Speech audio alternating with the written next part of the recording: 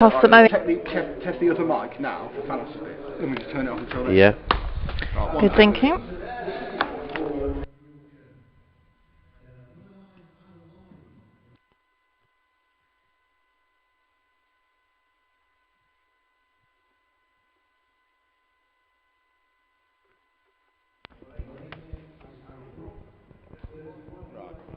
So if I start talking now, Louis, what's that like?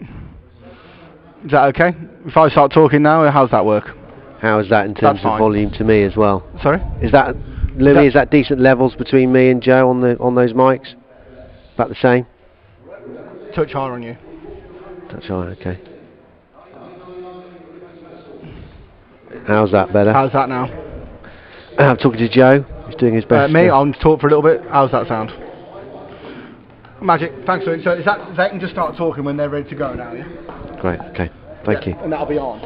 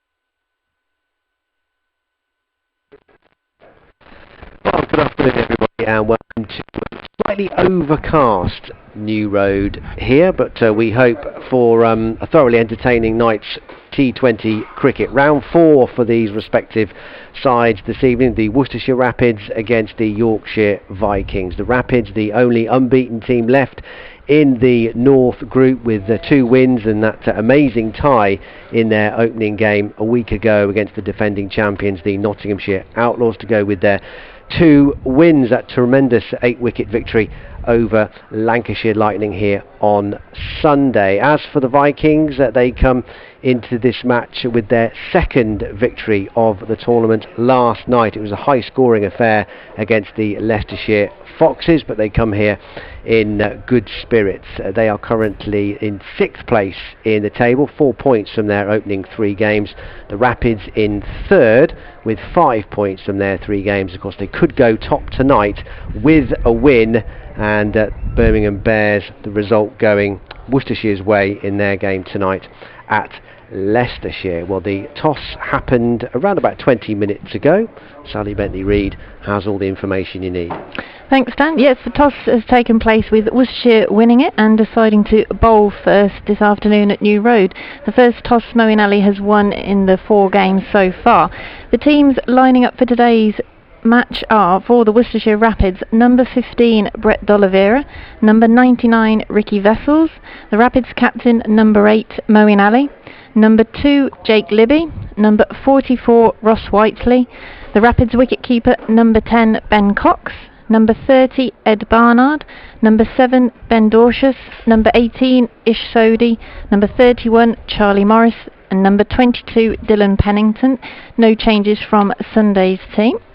The Yorkshire Vikings visitors this afternoon are made up of the Vikings wicketkeeper number 21 Johnny Bairstow, number 9 Adam Lythe, number 29 David Milan, number 32 returning to New Road Tom Kohler-Cadmore, number 38 Harry Brooke, number 31 Will Frayne, the Vikings captain number 15 David Willey, number 7 Matthew Fisher, number 69 Lockie Ferguson, number 3 Adil Rashid, and number 47 Dom Bess comes in for the Vikings change from last night, which sees Bess replace Jordan Thompson. Thanks, Al. The Rapids won the toss and they will bowl first. As I mentioned a few moments ago, they come into this game really buoyed by a tremendous performance in the summer sunshine on Sunday, seeing off Lancashire Lightning by 8 wickets. On Friday. Beautifully put away though by Livingston, right out the middle of the bat.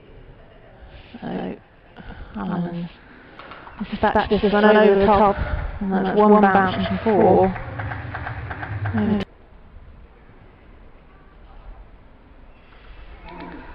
And he should get the wicket. He does, the wicket of Finn Allen. Straightforward catch in the end. Wonderful stuff. That's big. In 19. Gone. Oh, he's crossed with himself there, Davis. He reached for it, and in the end, he's slapped it straight to cover. Just waiting for that to happen. He does just that this time. Reverse sweeping it away for 4.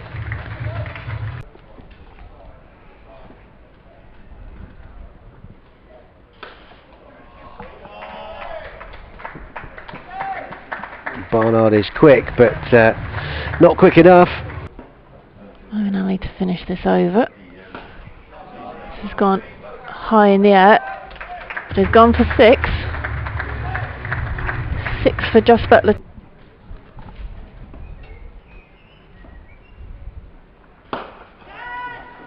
Could be out, and it is. He's hit it straight down his throat. Livingston's gone. And another key part.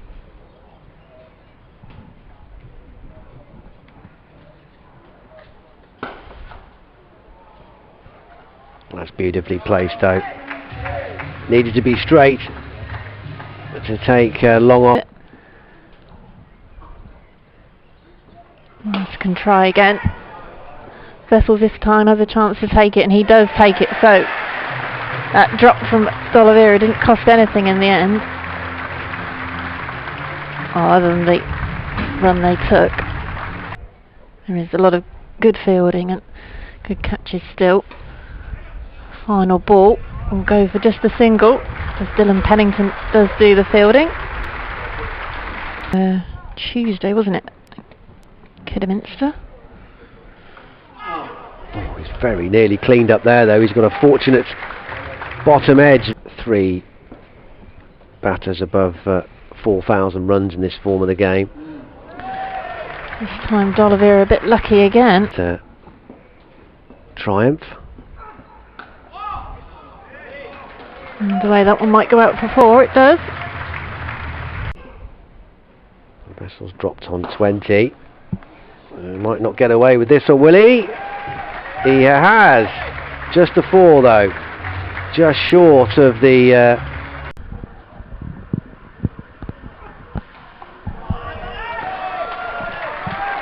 D'Oliveira.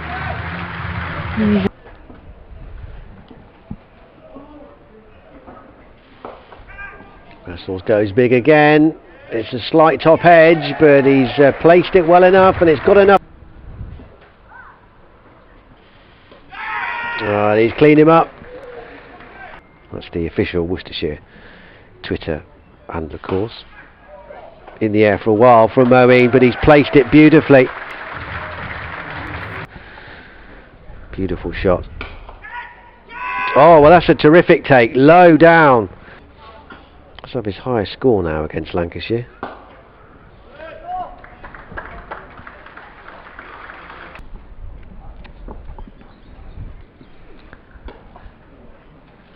And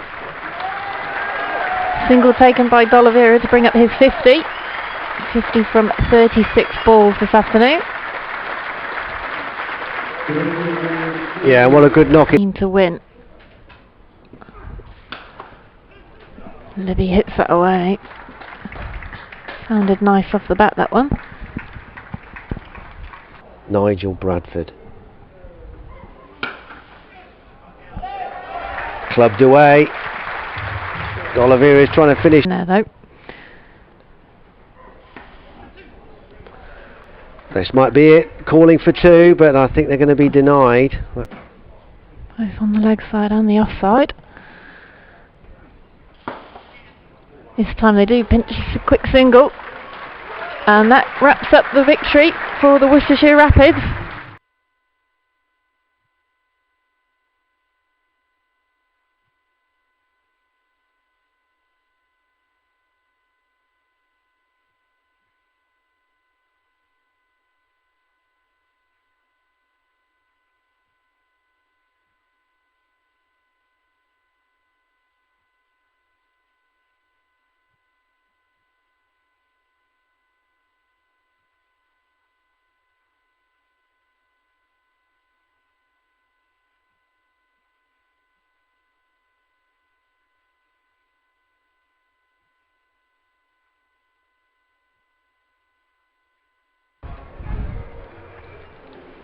So a terrific performance from the Rapids on Sunday, beating much fancied Lancashire Lightning. Of course, the Lightning in second place, and despite that setback, they'll be there or thereabouts come the end of the group phase in terms of the top 4 for potential quarter-final place. But nevertheless, a very, very good performance from the Rapids, built around that terrific 61 not out from Brett D'Oliveira and 40 from Ricky Vessels.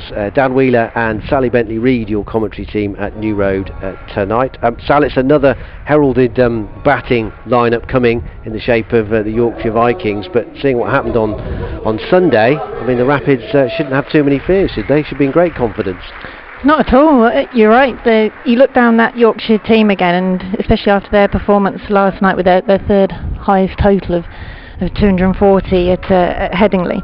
But as you say, you know, Worcestershire must take a lot of confidence from Sunday's performance. Obviously the Lancashire Lightning team that arrived here, and perhaps it wasn't quite the performance from them that we were all expecting, but certainly Worcestershire Rapids will be full of confidence going into this, and as is the the T20 cricket for them in the last few years. They know they can beat anybody. Yeah, for a team as good as Yorkshire in terms of the names on the list, their overall T20 record is pretty underwhelming. They've never won it. They've got the closest they came was runner-up in 2012, semi-finalists back in 2016, and quarter-finalists in 2006, 2007. So they'll want to improve on that record. Johnny Bairstow, of course, has not been around much for Yorkshire in this competition. It's a rare sight, as it was with Joss Butler on Sunday in the colours of Lancashire, to see Bairstow in the kit of the Vikings. And I suppose ominously for the Rapids, Yorkshire did warm up in some style last night, racking up over 240 for 4 in their game against the Leicestershire Foxes. But can they silence these top 4 or 5 the way they did Lancashire's on Sunday? Moeen Ali is going to open the bowling from the New Road end. It's one of my bugbears of T20, Sal, when the kits are too similar. Oh, don't get started on a home and away T20 kit. But I know what you mean. It was similar when we were down at Hove, wasn't it, for that quarter final, and you looked out and you just saw blue and black. That's what we've got predominantly here tonight. We're nearly ready to go. First over, and Bairstow is away straight away. Yeah, 82 off 45 balls for Johnny Bairstow last night. His first season in the Blast for the Vikings since finals day in 2016. And Adam Lyth at the other end had his first meaningful contribution of this season's competition as well, with 51. He'd only scored 6 in his previous 2 innings, and he had him live, but came good last night. Well, he's such a dangerous player, Lyth. He's off the mark straight away. Almost had a thought about pinching a second, but Vessels is in quickly. Yeah, put on 113 with Bairstow for the first wicket last night. They gave the Vikings a terrific platform. The Foxes gave it a good go, though.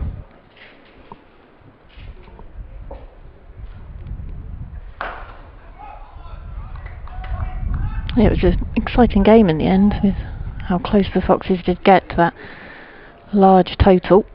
18 runs in the end, wasn't it? Yeah. I think winning margin after racking up 240 for 4. If Jordan Thompson hadn't taken that great catch, he's not playing tonight, it could have been very different.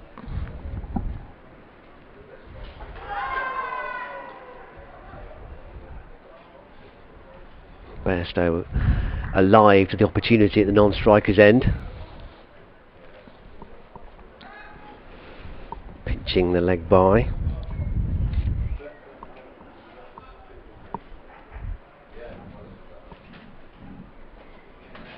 Two balls to go in this opening over.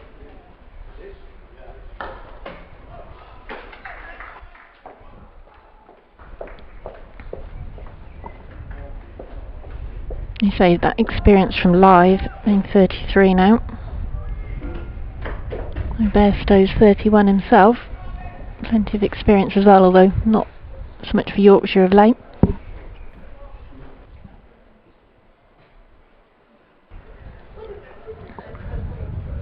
I think Lyth's ready now, sorting out his strapping. Final ball. Good work from Ed Barnard. But the 2 batsmen scamper through quick enough, but a decent first over from Moeen Ali. Just 6 runs coming from it. He's been terrific with bat and ball and in the field, with his calm captaincy for the Rapids. 2 for 15 against Notts, 2 for 21 against the Steelbacks, none for 24 against Lightning. I'm going to see Dylan Pennington open up from the Diglis end. He didn't play the first 2 games for the Rapids, Pennington, but he played on Sunday. bowled just the 2 overs, 2 for 15.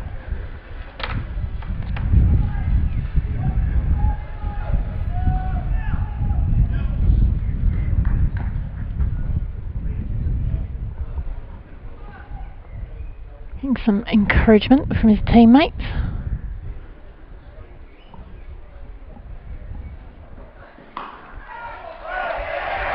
Well held, well held. It looked like it was going to pop out, but Dylan Pennington had a second bite at it, and those big hands just about grabbed on at the second time of asking, and a really big blow. Line's gone. From Dylan Pennington there. He's bothered about his footmarks though, or where he's landing when he's bowling. He seems more concerned about that than celebrating taking that early wicket of Adam Lyth. I wonder if that's what slightly put him off when he took it at the second grab. Well, he was fortunate in a way that it sort of, the ball followed him where he was going, because he hit him in the chest, and it sort of rebounded to his left hand side, which is where he was naturally falling in his follow through. And then sort of semi-startled, but got the hands on it. That's all that matters, and that's a huge blow for the Rapids early on. The dangerous Adam Lyth has been in good touch, has gone for just 2. And it's always, well, not that I've got any experience, but I should imagine it's always pretty tough taking those catches as your momentum's bringing you forward. You suddenly look up and you've got that ball hurtling towards you.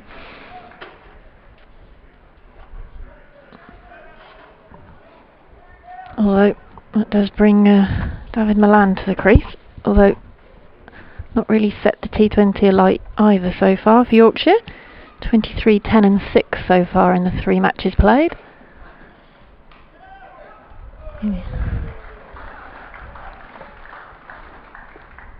Motioning to Johnny Bairstow how the ball's coming through from Dylan Pennington in the same way that Adam Lyth told him as he passed him on his way off. See the height from Pennington.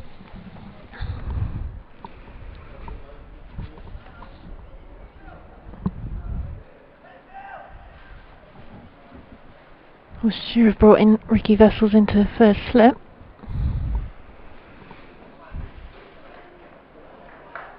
That could have paid off as well if David Malan had got a nick on that.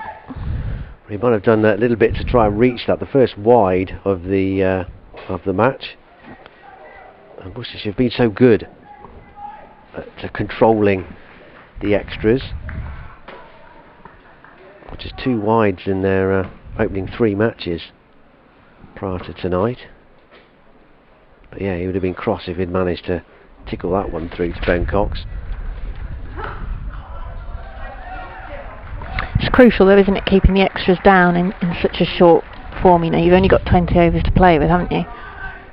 Yeah, it's something that Alex Gidman has been highlighting, how hard they've worked at that area of the game, trying to keep those to an absolute minimum for obvious reasons, and it's been very impressive. They've been terrific in the field pretty much from the word go. There was that slight blemish on Sunday where I think they dropped 3 catches, didn't they? They did. Which is a slight blemish. Slight blemish. Sounds bad. Most unlikely. I mean, luckily one of them didn't count, did it? 'Cause the drop from D'Oliveira in front of the hotel, then Ricky Vessels bailed him out, didn't he? Vessels yeah, it was Butler the next ball, wasn't it? So 8 for 1 then, after 1.4 overs. Bairstow checking the field.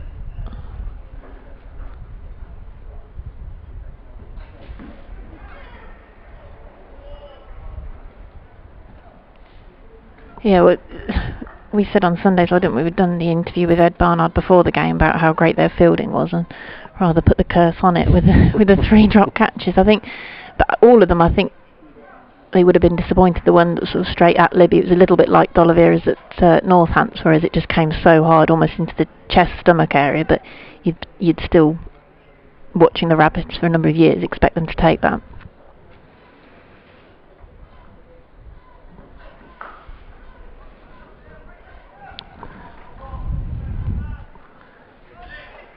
Another single to wrap up that second over, and applause for Dylan Pennington as he's taken the wicket of Adam Lythe. 10 for 1 after 2, containing the Yorkshire Vikings at this stage. Yeah, just 4 off that opening over from Dylan Pennington. Good stuff from him. I'm going to see Ben Dorcius, who's got better certainly as the games have gone along. Had a tough night in terms of his first few overs against the Outlaws a week ago, but he's got steadily better, particularly at the death in games as well when he bowls late on. I suppose it's adjusting to the different wickets, the wickets at New Road. Yeah, there's not been too much pace in the pitches so far. This is in the air for a little bit, but just short of Vessels.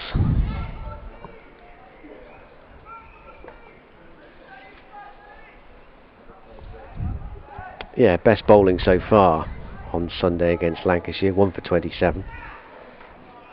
But the last 6 overs that he's bowled prior to now have cost 40 runs.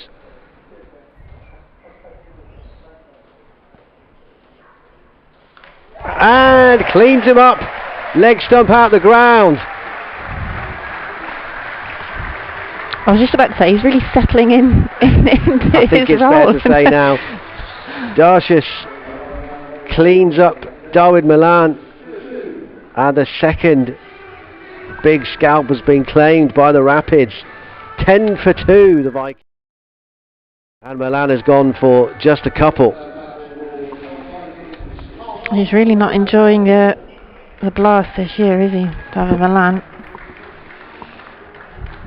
No, he's having a difficult start. It's 23, 10, 6 and 2 now. obviously being included and talked about in England circles again.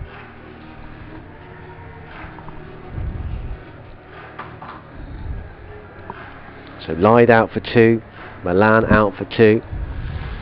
Tom Kohler-Cadmore, who will need no introduction to Rapids fans, of course, is the new batsman. So it's interesting, Yorkshire mixed up their batting lineup yesterday, and Kohler-Cadmore didn't get a bat in the end, but he's back in at 4 today. Facing Ben Dorcius.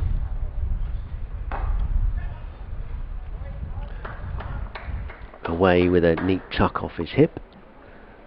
Yeah, still holds the record, incidentally, Tom Kohler-Cadmore, for the highest individual score for the Rapids in T20 cricket. That amazing 127 not out against Durham in 2016. The 8th highest score in English domestic T20. He won an award for it, didn't he? So fastest 100 as well, off the 43 balls.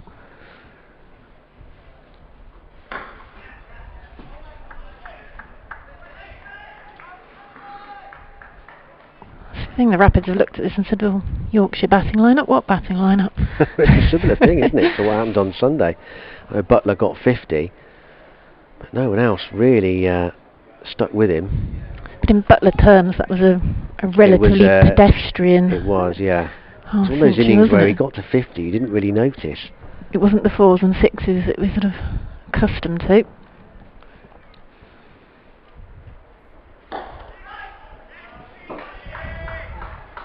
No, but the Lancashire reply never got going at the moment. The same fate is happening to the Vikings here. 12 for 2. Almost at the end of the 3rd over, so nearly halfway through the power play. Dorcius in amongst the wickets again.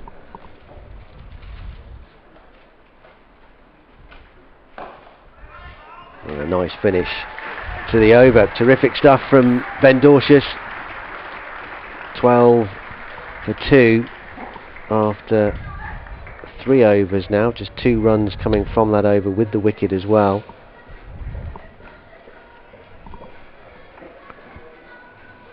Yeah, he's definitely, watching him over these games, you feel like he's really settled into this role, sort of understanding perhaps more the T20 in these conditions as well. Yeah, and finding his length and finding which length works in England as opposed to Australia, where he's obviously played the bulk of his cricket. Pennington is bowling his second over. They've kept him on from the Douglas end, or the D'Oliveira end.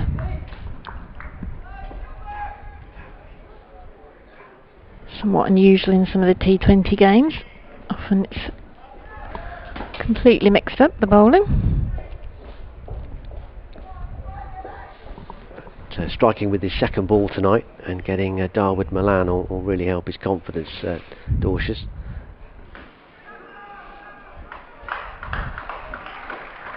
Pennington keeping that line in the pads of Bairstow for the first 2 deliveries. Certainly more chatter in the field from the Rapids than there was from their opponents on Sunday. And it's a great start, you would expect that. Lots of encouragement.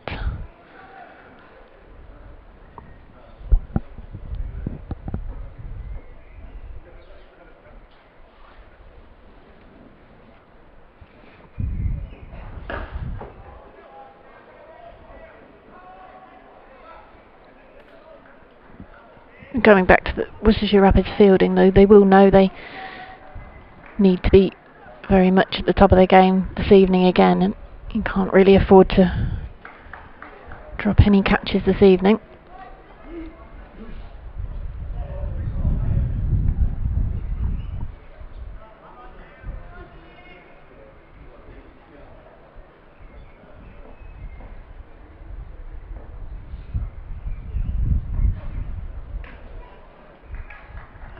Just straying a little bit. Again, Pennington's got no margin for error down that leg side, of course. It's the only thing possibly sometimes with Pennington is that sort of extra enthusiasm. Then there is possibly that chance that you'll miss your line slightly. The wide might come.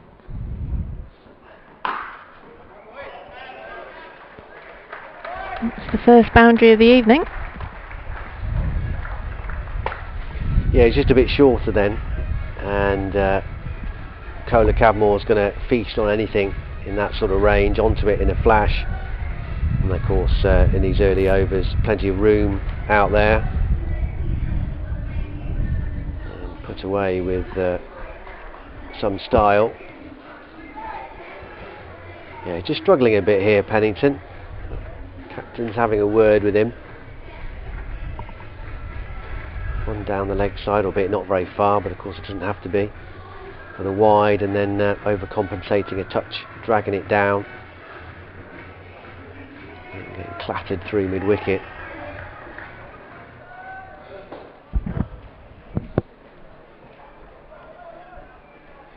Two balls to go.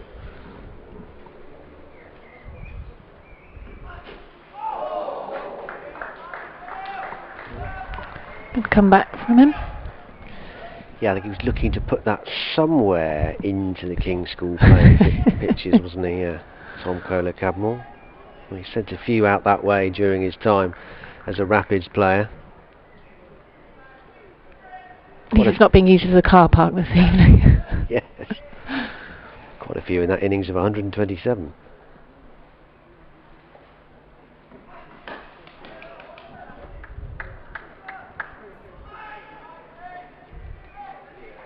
He'd want to come back for a second then, but Vessels with the fielding. Yeah, it's not a bad recovery though at the end of that over, those last 2 balls from Dylan Pennington. 19 for 2 off 4 overs now. If you are just tuning into us, the Rapids won the toss, the first time they've won a toss in the Vitality Blast so far this season, and they decided to bowl first, a run change from the team that beat Lancashire on Sunday. Wheeler and Sally Bentley-Reid with you tonight. Don't forget you can have your say too, wherever you're following this coverage.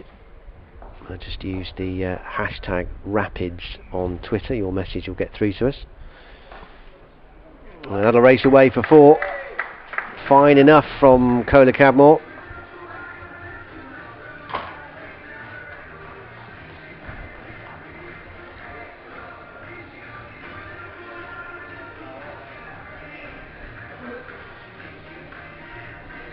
Got to readjust his lines for the right-handers, Dorcius.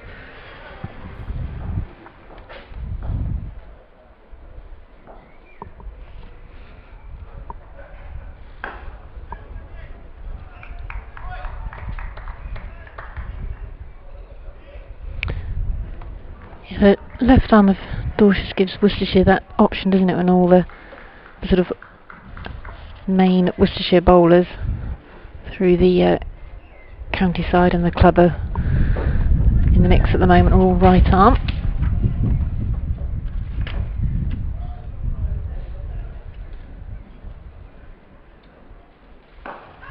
Oh, it's just short and a bit too far to his left, Dorcius.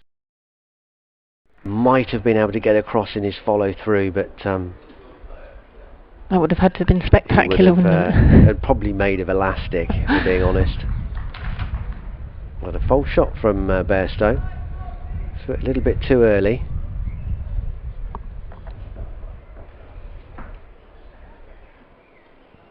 He did the old Mr. Tickle arms there, Ben Dorcius. No run here again, Bairstow. He would be the best Mr. Man for that job. He would be. Well, there are no other contenders, are there? No. From memory? No. I'm trying to think now. Mr. Tall could stick out a leg, couldn't he? Hmm? Knock it up with those massive brogues he used to wear. Yeah. Bairstow has an issue here. Is it the bat? I think it is, yeah. So do you think that's the bat that he's playing with at the moment that hit the 82 last night? Or is he calling for the one that hit the 82 last night? Because 82 off 45. Well, you think the bat might be having a rest? Well, I'm just curious. I'd love to ask him. But you know, you've hit 82 last night. Are you using the same bat? I would have thought he probably is. Yeah. I mean, they have millions of bats. That's the thing. They have so many these days. I don't know.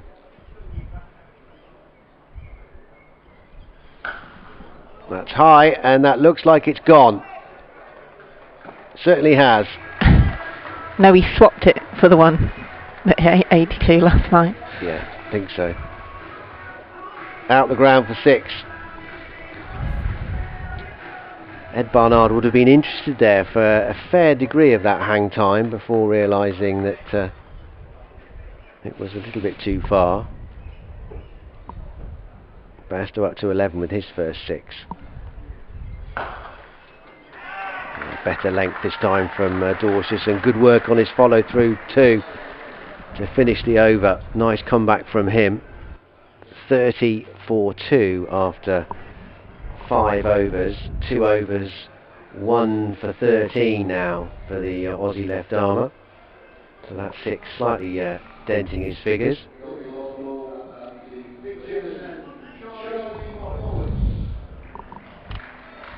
Last over of the power play, but Worcestershire's leading wicket taker so far in the competition.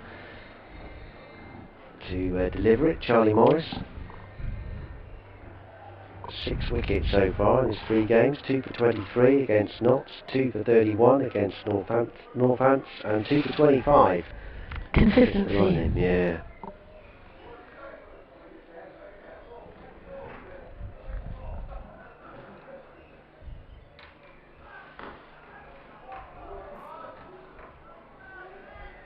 Immediately taking a bit of pace off the ball as well. And so Cola Cadmore just sort of waiting for that one, watchful.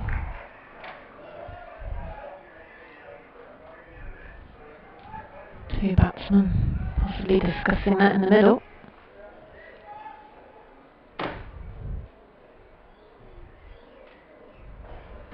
Bairstow checking leg side fielders.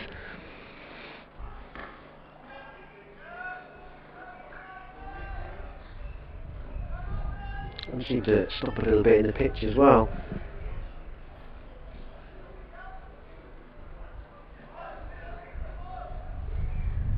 Had some slow surfaces here at New Road. I mean, I know that Messrs Hales and Clark didn't seem to bother them much last Wednesday in the power play, but Lancashire certainly couldn't get away.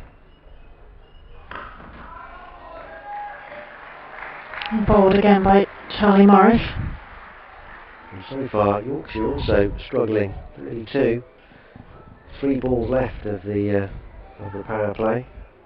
And Cole looked to slightly come down the wicket, didn't he, to come and meet that one, but still couldn't quite time it to do anything meaningful. Charlie Morris using all his experience.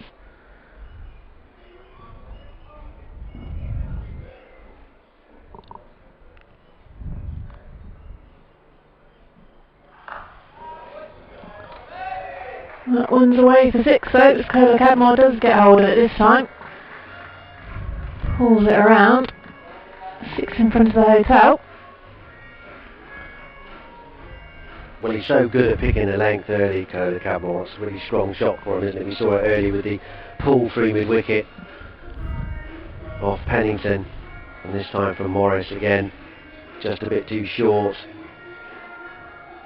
Fetch it a little bit, but brilliantly timed. He had time to do that as well, didn't he? Yeah, 6 all the way.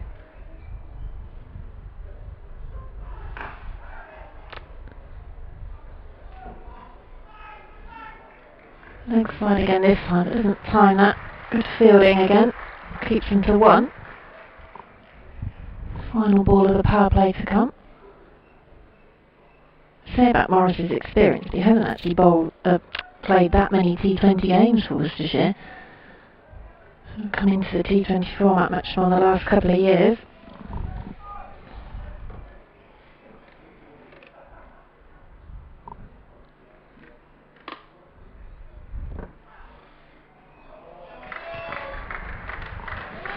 So that just using his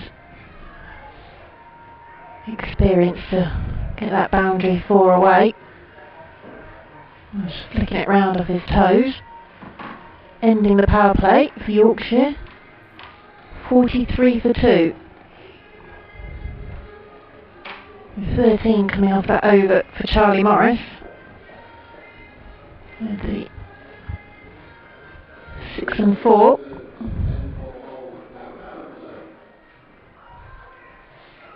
Yeah, it was nicely done, wasn't it, by Bairstow? Just the merest of deflections, that's all it needed. No chance of cutting that off. Moeen is back. Roll is 1 over for 5 at the start of the innings. 43 for 2 though, off the power play.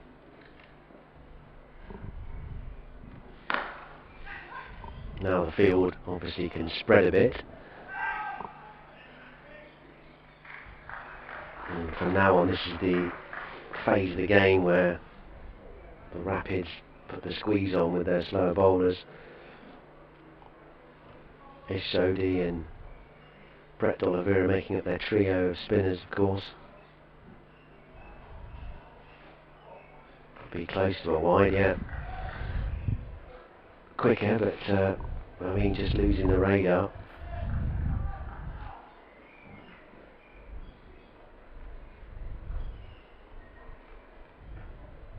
And that's gone all the way, smacking into the fascia boards above the press box to our right. Short from Moeen, and Bairstow this time again.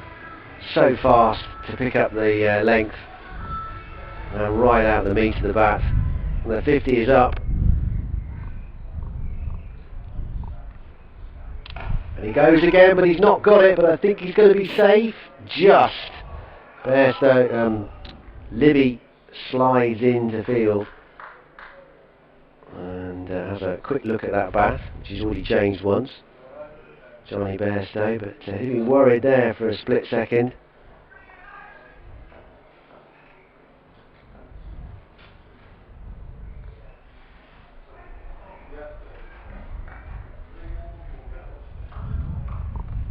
It's been the most un-Moeen-like over in the competition so far.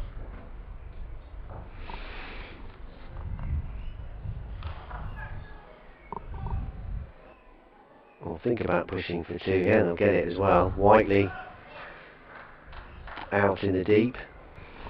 You've got 4 wickets, haven't you, Moeen, in the 3 games coming into tonight at 5.45. So yeah, as you say, this is, well, it could have easily been out a couple more metres on it.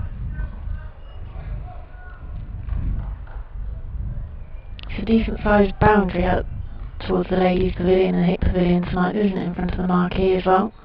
Yeah, I mean, we could have been sat another 30 or 40 yards back and that still would have been 6. Bairstow on 23, goes again, and he's got it again. Slapped straight back down the ground, and Johnny Bairstow means business here. End of the over, 62 for 2. And Moeen, not a happy time in that over. Bairstow up to 29 from 17 deliveries, and looking ominous, carrying on his form from last night where he cracked 82 off 45. 2 for 24 now, Moeen. Moeen's decided to give the next over to Ish Sodhi on the D'Oliveira end. 19 off that last over from Moeen.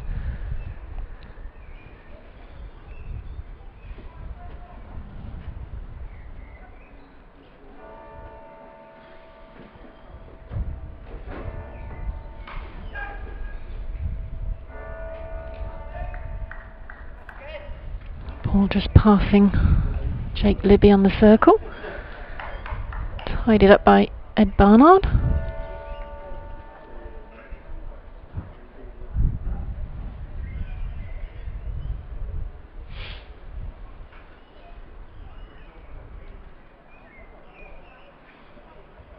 A bit of sunshine here for the first time tonight. I think someone's disturbing Johnny Bairstow. Oh no, the covers come slightly off the seats. The black covering. Yeah, those half a dozen or so seats that are just poking through under the broadcasting box. Looks like it's cracking a smile, doesn't it?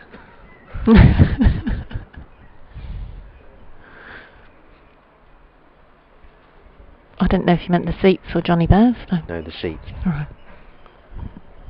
Well, the broadcasting box is the face, is the head. It's alright, yeah, I got it. Okay, good.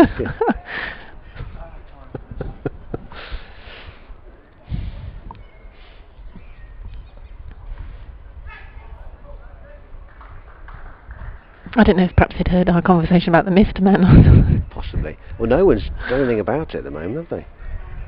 No. A couple of people did move to do it.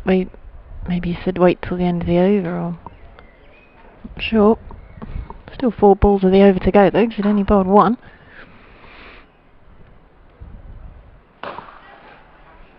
He's going to drop just short. Shot down the ground, down towards long on from Cola Cadmore, but these ones are either going flying over the rope or just not quite carrying to the Worcestershire Rapids fielders at the moment.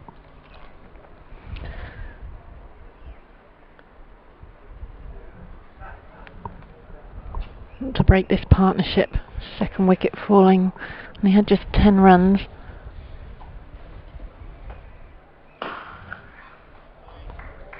Smacked away at time from Johnny Bairstow, using all the power.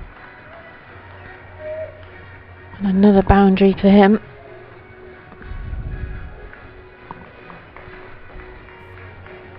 That's his second 4, 3 sixes he's hit this evening as well.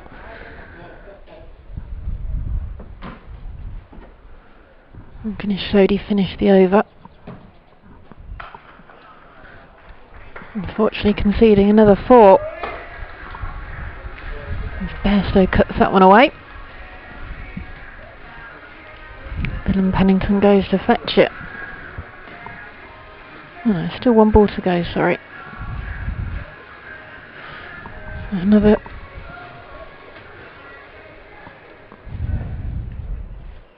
Ben Cox just adjusting the field as well.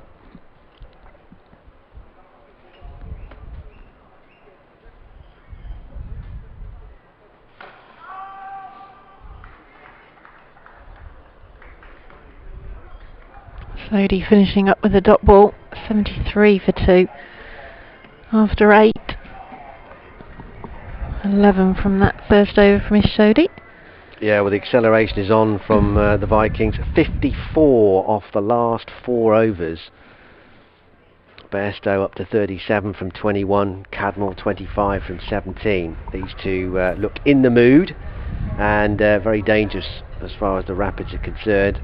Need another wicket here ASAP.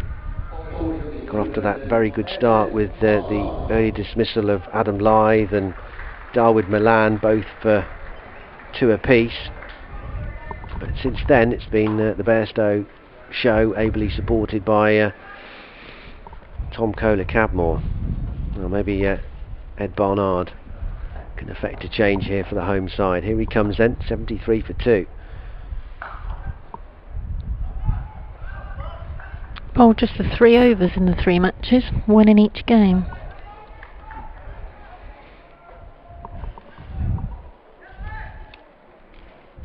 No wickets. Yeah, it's 1 over down at Wantage Road, cost 21. I think that was when Safe Zaid took rather a shining to him.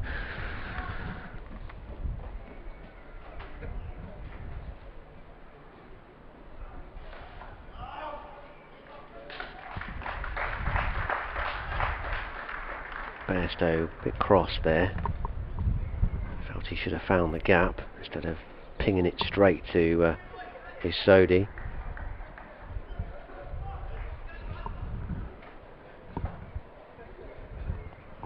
.37 from 22. And nicely done from Barnard on his follow through.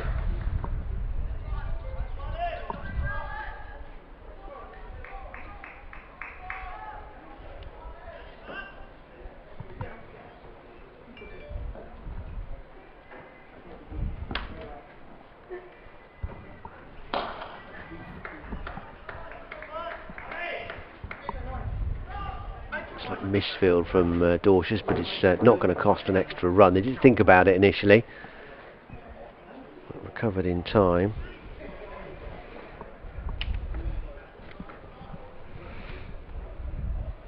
I don't think Bairstow's still happy with his bat.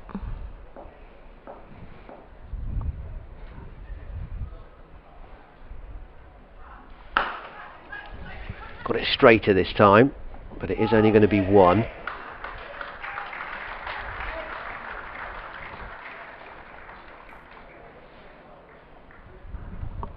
Dorshers was quick onto that and fielded cleanly this time. Got a tweet from Charles Kitchen. Get to that in a second. More runs here, and it might be 4. It is a forlorn dive, short fine leg, not quite enough from Dylan Pennington, and Bairstow now into the 40s. Tom Kohler-Cadmore has 27. 80 for 2, Yorkshire Vikings, and Barnard's shoulders just dropped as that one, as he realised that was going for 4. Before he got his cap and set off back to his fielding position in front of the ladies' pavilion at New Road. Yeah, 7 off his first over. 80 for 2 then.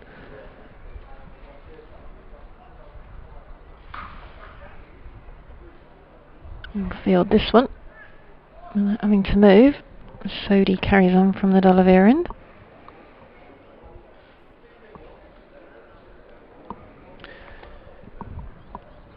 So good evening to you, Charles. Says beautiful new road with the cathedral behind it. I spent many happy days in the 60s, he says, watching Kenyon, Graveney, Basil D'Oliveira, Turner and Co. when he was at school there. And he says here's hoping for a Yorkshire win tonight. A couple of fingers crossed emojis. Regards, Charles Kitchen. A Yorkie in Spain. Good evening to you, Charles. Nice to hear from you. If you want to get in touch with us via Twitter, you can. A hashtag Rapids is what you need for your message to get through to us.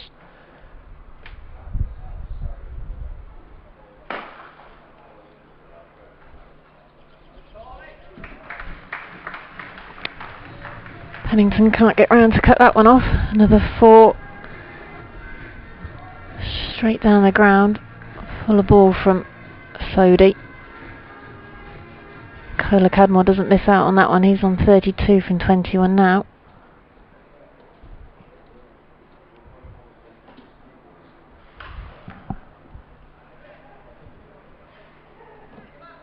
Waiting for that one.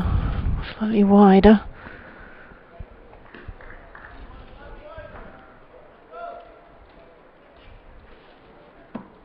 Just creeping up to the halfway mark.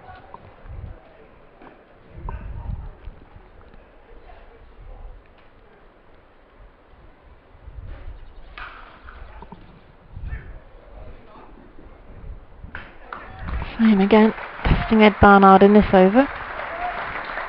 Well run too. Good throw in from Ed Barnard as well. It's a clap from keeper Ben Cox.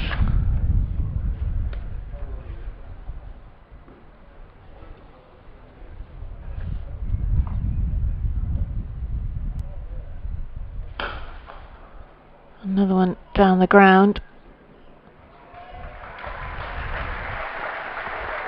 Smart fielding by Pennington this time, and much applause from his teammates and the crowd in. Lucky enough to be here at New Road this evening. Halfway stage, Yorkshire Vikings 90 for 2. Yeah, that was very good work in the deep with the relay between those two. Return coming in eventually from Brett D'Oliveira was right over the stumps as well on the bounce. So Worcestershire's ground fielding has been on point. A few uncharacteristic errors with the wides and the extras. But 90 for 2.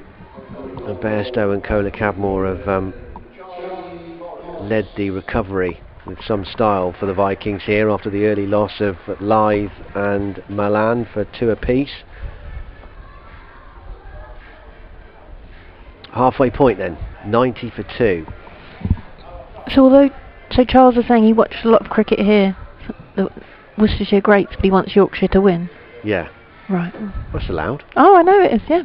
I was just checking because he'd said he'd seen a lot of cricket here at New Road. It wasn't the ending to the message I was expecting. Yeah, I guess so, yeah.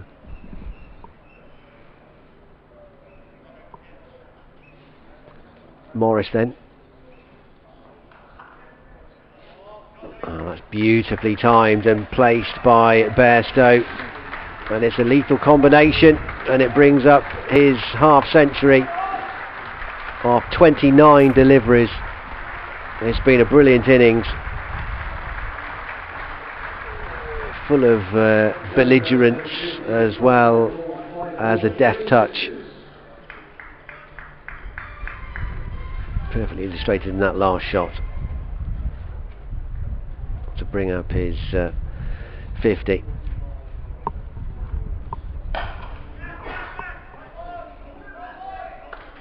Always trying to put the opposition under pressure as well, Johnny Bairstow. Good sliding stop by Jake Libby, that quick single. Always coming at you.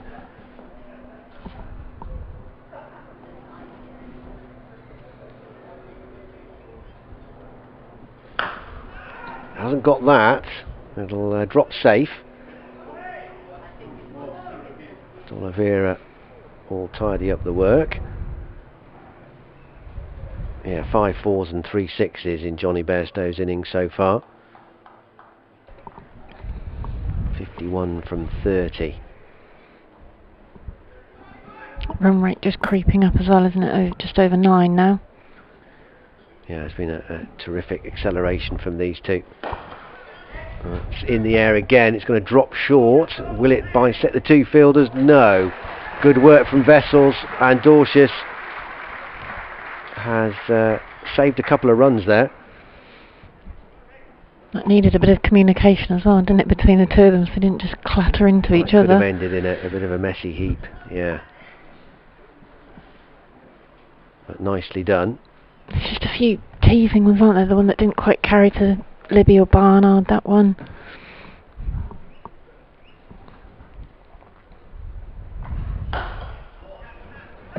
Same area again, this time all the way along the ground, but it's terrific work from Dorcius, and a good throw as well. He would have been in with a direct hit. But the 100 is up with that couple for Bairstow. 55 he now has, 1 ball left of this Charlie Morris over.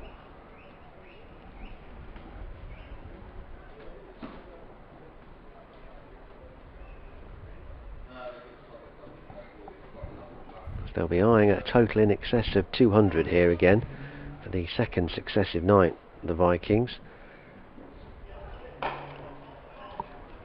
Again, the shout of 2. They're going to put pressure on Ed Barnard here. Oh. But that's not good from Bairstow.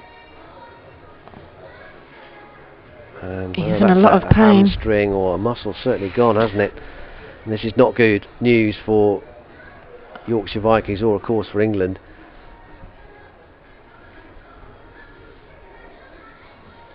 I was watching. Comes on. I was watching Barnard, so I wasn't actually looking, because I heard them. They were trying to push for 2, weren't they? And then I thought the shout was in no, and then realised it was him exclaiming, because he's obviously hurt. And he's holding more of his ankle.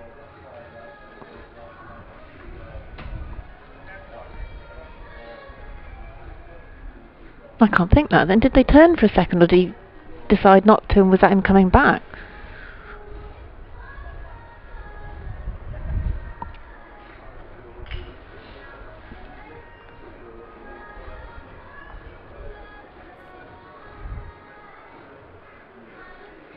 Certainly something's...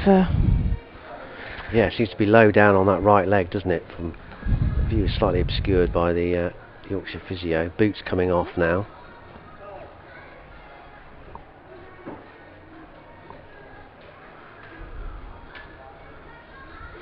Moeen Ali watching on as well. And of course with the T20 series against Sri Lanka on the horizon.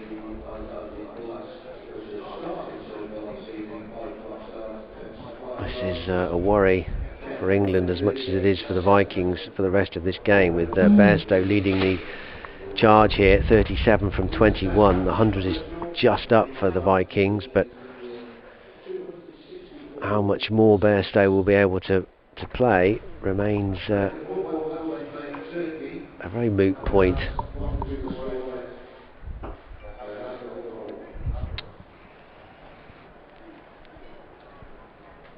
Well, elsewhere tonight there is another game going. There's 2 other games going on. The other group in the other game in the North Group, Leicestershire Foxes against the Birmingham Bears, doesn't start for another 20 minutes or so. But in the South, Glamorgan against Kent. Kent 138 for 7 with 1 over to go in their innings.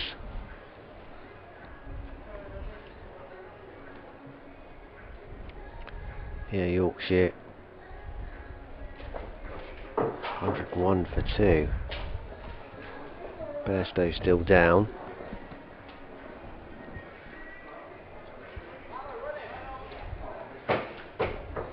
I understand that the time of that game was moved slightly. Was it a slight problem with the floodlights? Is there at Glamorgan?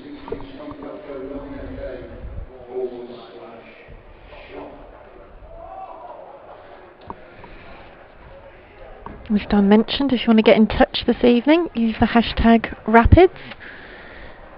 I'll give you a mention. If you're watching Rapids take on Yorkshire Vikings this evening. We've also got a chat with the Worcestershire chairman Fanos Hira coming up at the interval tonight as well. Back on the season so far, and some of the challenges that he and his team have faced.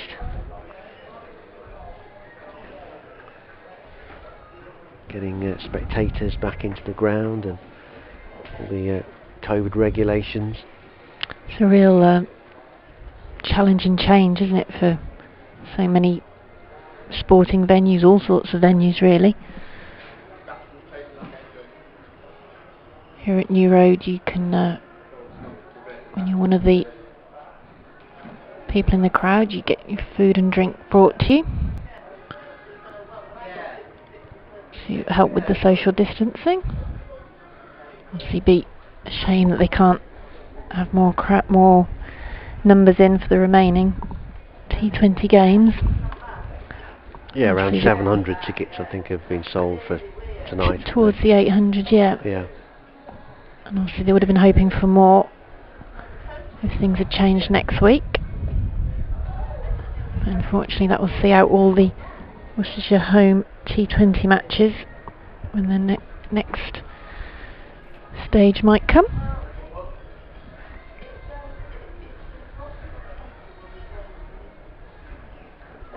Looks like they're strapping at the calf or lower leg of Bairstow now, and possibly the full ankle as well.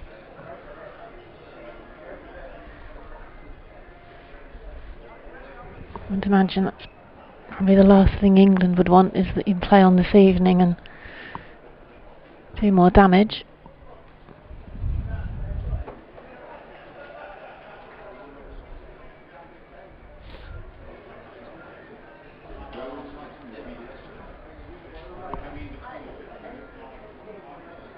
Yeah, I mean obviously no one will know better than Johnny Bairstow what's going on and how bad it is.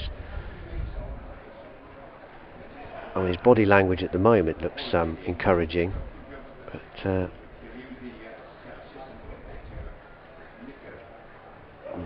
pads going back on.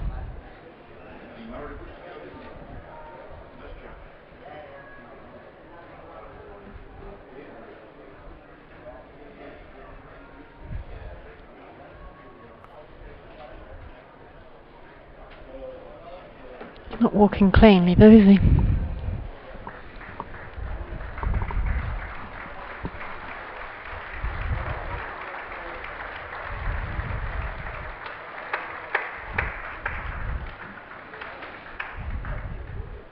It's a extra clap from David Willey, who's out on the players on the balcony of the Graham Hick Pavilion.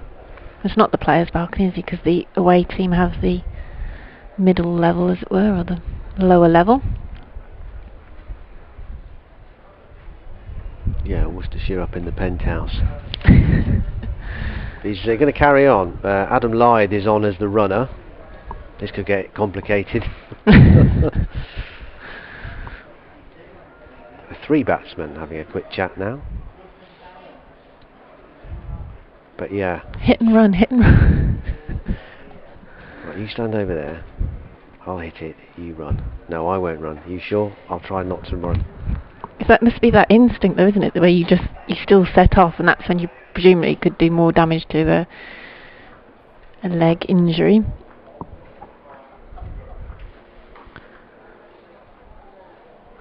Wide from Barnard. I mean, it's good to see him carrying on in as much that you think, well, maybe it's not that serious, but clearly he's in some discomfort, and you do at the back of your mind worry that of that sort of shot, for example. I mean, is he going to make it worse? I mean, that's the problem, isn't it? I mean, the bigger picture here.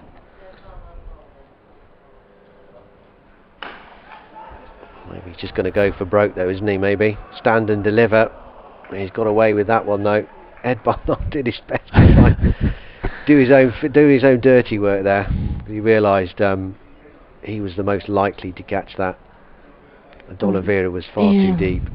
They both had a long way to travel, didn't they? And Barnard again, it's momentum taking you one way, and then you've got to turn around and hair back the other way.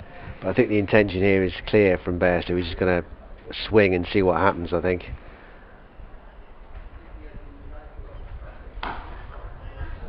Barnard can do his own fielding for that one.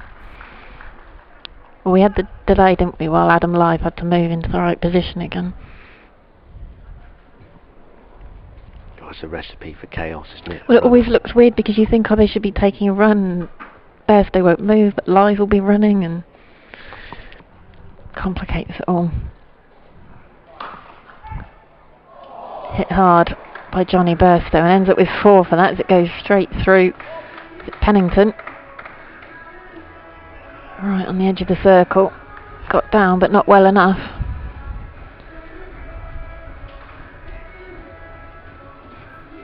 Yeah, Worcester have just been off it tonight, haven't they? The fielding. It's not been at the same level we've seen in the previous 3 games, both with the extras and some of the ground fielding.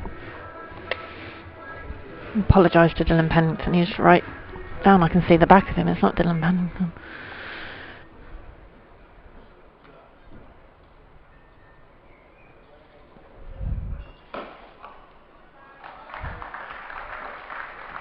That's a comeback from Barnard.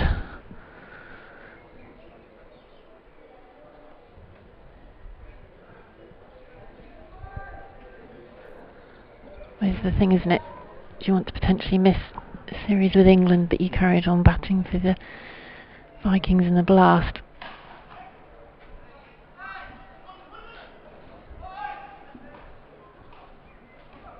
Cut away straight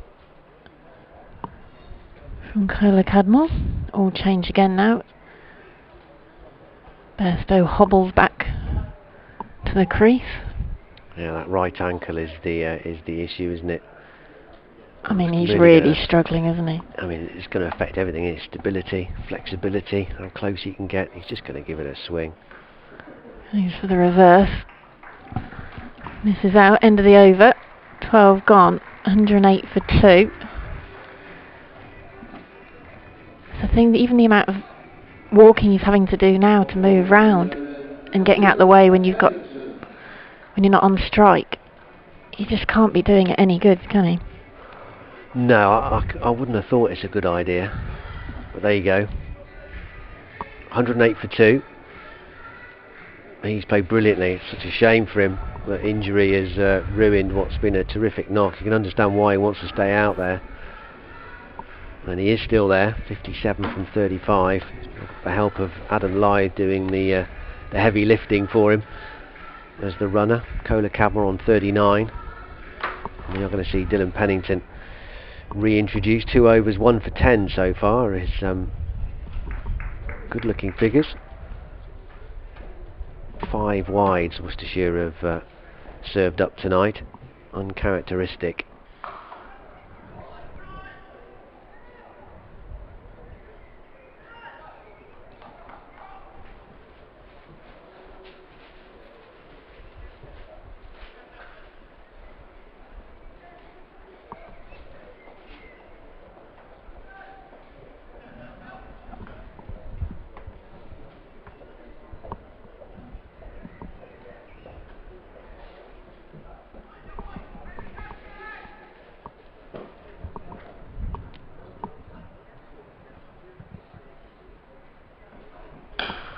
Oh, it's huge again from Bairstow. Onto the roof of the Graham Hick Pavilion and over. Well, there's nothing wrong with him when you pitch it there. He can still get a swing in. Out the park from Bairstow. Tremendous stuff. A 4th 6 for him. He's now into the 60s, 63 off just 36 balls. Ed Barnard went to get the box of balls. It's one of those ones that sort of kicked off the front lip of the roof, and I'm not sure I had enough energy on it to get over the back and drop down into the car park. It might still be up there, I don't know. Brilliant hit though. 115 for 2. He goes again, and that's out the ground. I think that might be a new road. This is sensational stuff from Johnny Bairstow. What hitting! I didn't hear a bang, so I don't think it hit the roof above us. No, which makes me think it is on the road. I think that's out the ground. Someone's just got an awful shock driving along New Road. Well, if anyone's playing tennis in Cripplegate Park, can you throw it back, please? Yeah. A fantastic hit again. Wonderful stuff from Bairstow. Pennington's part of a three-way chat here. The Brains Trust with him, Moeen Ali, the captain, and Ben Dorcius. Don't bowl there, I think, is the top line there. Successive maximums from Johnny Bairstow is up to 69 on one leg, pretty much. 121 for 2. Goes again. It's flat. It's just spilled by Ed Barnard, going for a Ross Whiteley. Couldn't hang on. It's a terrific effort again, though. That was almost one of the ones where do you stop a potential boundary, or can you dive for the catch? And well, you've got to go for it, haven't you? Yeah. You've got to go for it, and especially with his pedigree of catching, shall we say, in recent last years. Yeah, I mean, he's going to be disappointed. It was a really tough effort. I mean, we've seen Ross Whiteley catch 2 of those already. Well, that was tough stuff. And a brilliant shot from Kola Cadmore this time. This is a destructive over for the Vikings. A tough one for Dylan Pennington. It's still not over either. I was thinking, watching the 18 coming off this over. The Vikings last night, how many balls do they bring to the match? Because they were flying out of Headingley, so I thought, well... Yeah, well, I hope they've got a full box. Yeah. They might need it if Bairstow's going to hang around for these next 7 and a bit overs.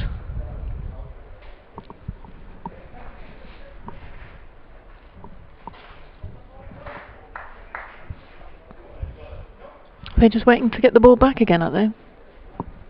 I thought that one went for 4. They'd have just had it back as it slipped under the stand, has it?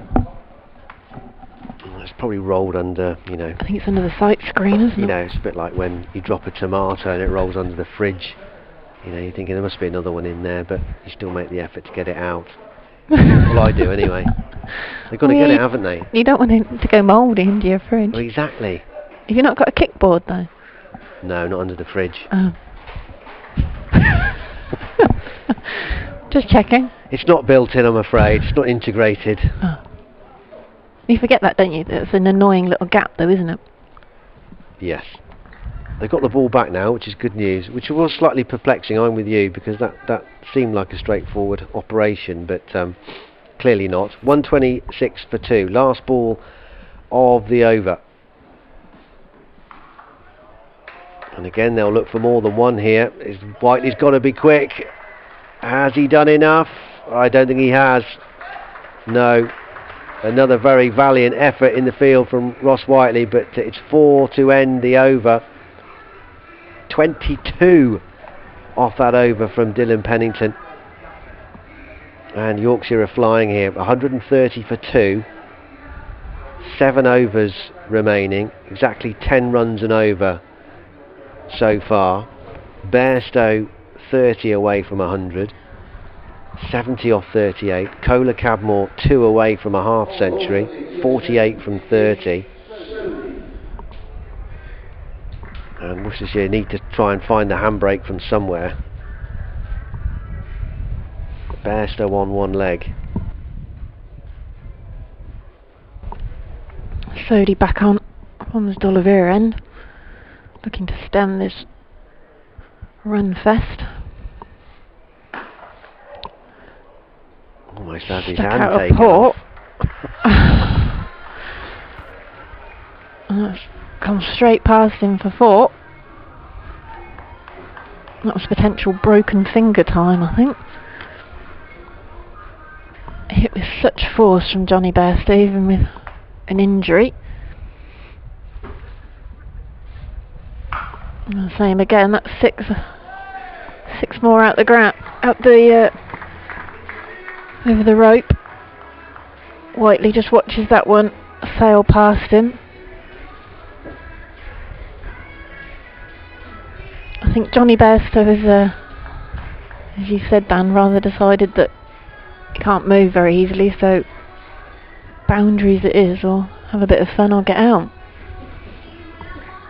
Well, he's making it look frighteningly easy at the moment, even on one leg. Be good to be that good on one leg, wouldn't it? Yeah, it would. I mean, it's savage stuff. It's the power, isn't it? You hear it come off the bat from where we are. Not very much noise in the ground, everyone watching.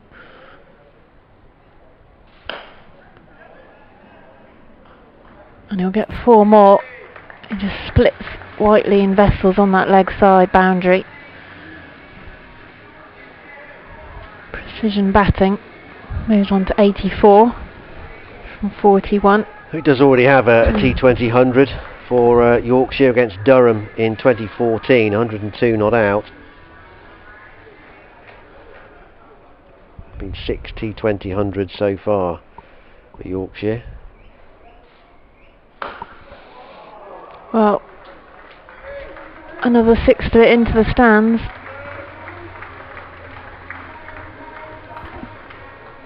Hobbles away on the leg side just to take a little wander, but this is impressive batting. Brings up the 150 for Yorkshire. 20 off the 4 balls so far. I mean, Soda's just bowling this delicious loop, isn't he? It's landing straight in the swing arc of both these players. Bairstow at the moment enjoying it.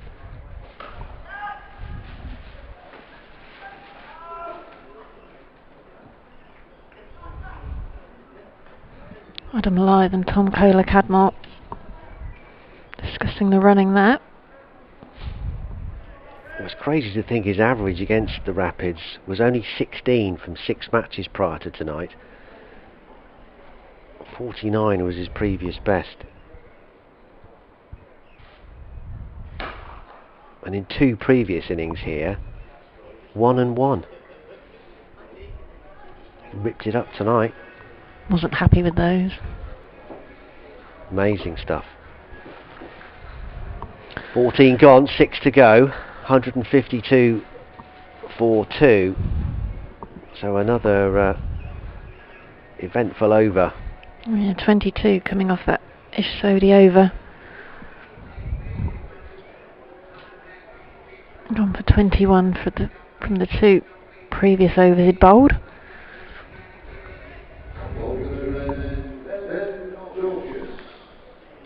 Well, the Rapids have got to find somebody here to try and just put a halt to this momentum, because at the moment it's irresistible.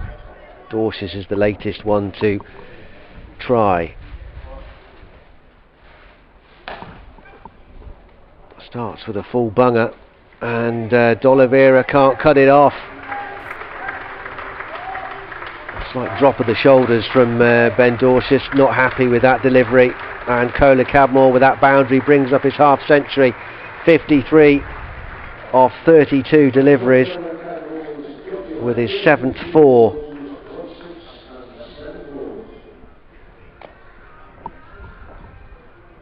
.146 these two have put on. Hasn't got all of that. Could be out. Is out. Ricky Vessels with the safe hands. And Tom Kohler-Cadmore is gone. The very next ball after bringing up his half century.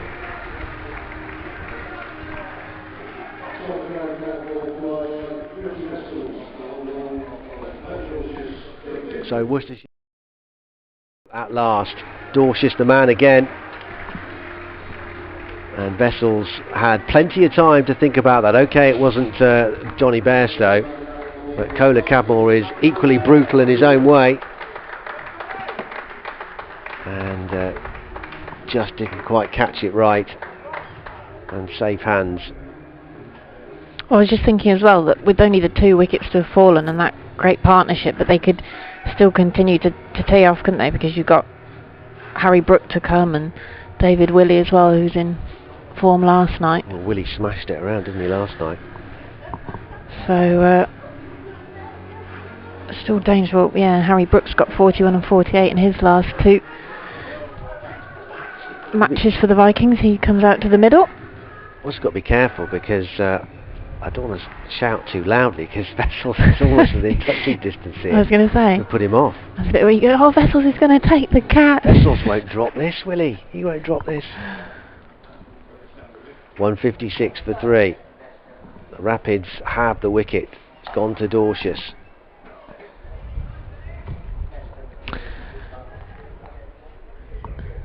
Thinking about that, years ago, Worcestershire playing at Kidderminster, playing Essex. Who did you put off? Well, you can sit in the pavilion, can't you? They're right in front of the players. And I was reading an article in the newspaper, laughing about what it was saying about Nasser Hussain, and I turned around and he's sitting behind me. Oh dear. Which wasn't ideal.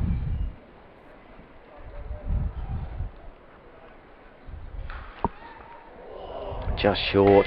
It's a fearsome cut from the new man, Harry Brook. One of those really horrible ones that bounce just in front of you. Charlie Morris it is at backward point. 161 for 3.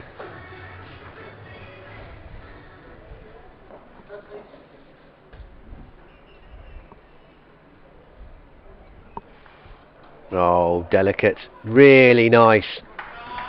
Have to admire that from Brook. Just used the pace beautifully. And you can't set fields to that. That was a lovely stroke. Merest little push on the ball. And he's up to 8 off 2. He's gone 4-4. It's just 22, isn't he, Brook, as well? Well, he went bonkers last night, didn't he, against the Foxes. More runs here, but just a single out to Ed Barnard. Yeah, 48 not out off 16 balls last night. 42 of those coming in boundaries. And he's dealing in those almost exclusively before that last ball. There was one, I think, he'd gone for the ramp shot or something, wasn't he? He didn't quite get hold of it, otherwise he would have had his 50. His half century would have been up. But what he did last night is what he's doing now in these early stages. He's maintaining that momentum, which can so obviously, so easily just leak away when you lose an established player like they have with Kola Cadmore. Yes, Bairstow is still there, but it's sort of a half-fit Johnny Bairstow. As good as he still is, 8 away from 100. 5 overs to go. Yorkshire looking at a target in excess of 200 here. That's the thing, that squeeze that Worcestershire like to put on in those middle overs just hasn't been able to happen, has it, tonight, after the 2 early wickets. Barnard bowling now from the D'Oliveira end. His 3rd over tonight.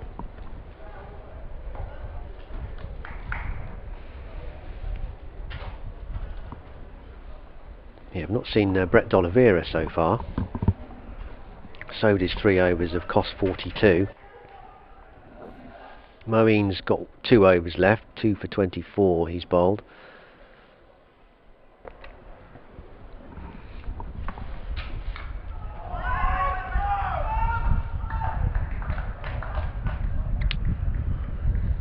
Bairstow getting away with that. Can't be too far from Edge of going that down one, onto under his edge. injured ankle there, bottom edge. That would really just cap his evening off, wouldn't it?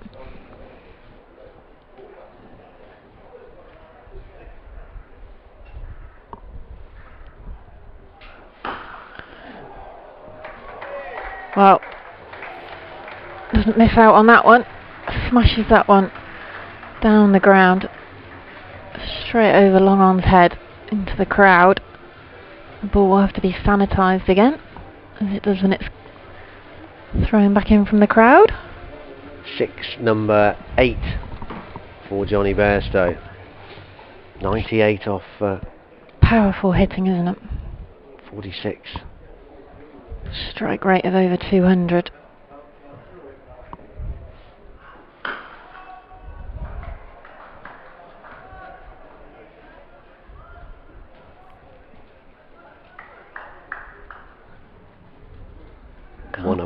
one away. Moves on to 99 though.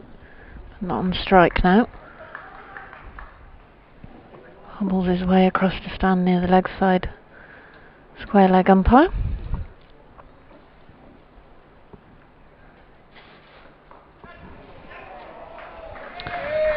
Brooke inventive this evening, using his crease with a ramp scoop type shot. Storch just watched it go past him. Nothing he could do about that one.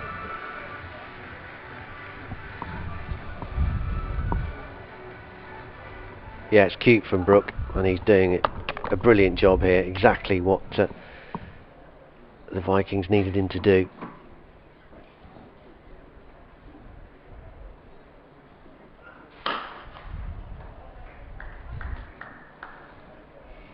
Hit powerfully down the ground. Single to finish that over from Ed Barnard. 179 for 3. Run rate of over 11 now. 13 off that one from Ed Barnard. To be fair, everybody's taken a fair bit of tap this evening. The Worcestershire Rapids bowlers not going to have very pleasant economy figures this evening.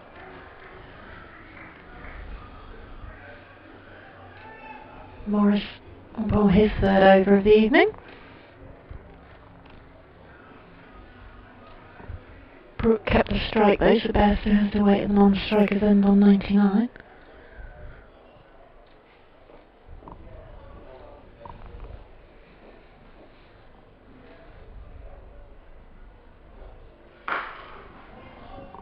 Should just be a single. Vessels is across quickly, as well as Brooke hit that. Here's Bairstow's first chance then on 99 to get this single.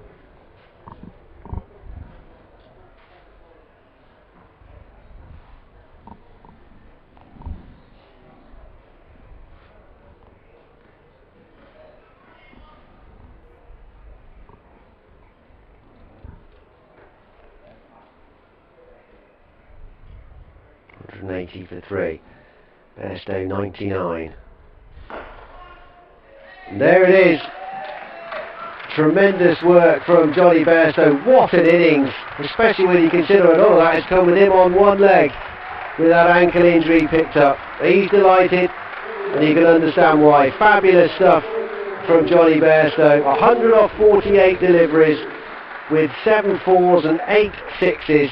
It's his second T20 100 for Yorkshire, and the third of his T20 career. And what a brilliant innings it's been.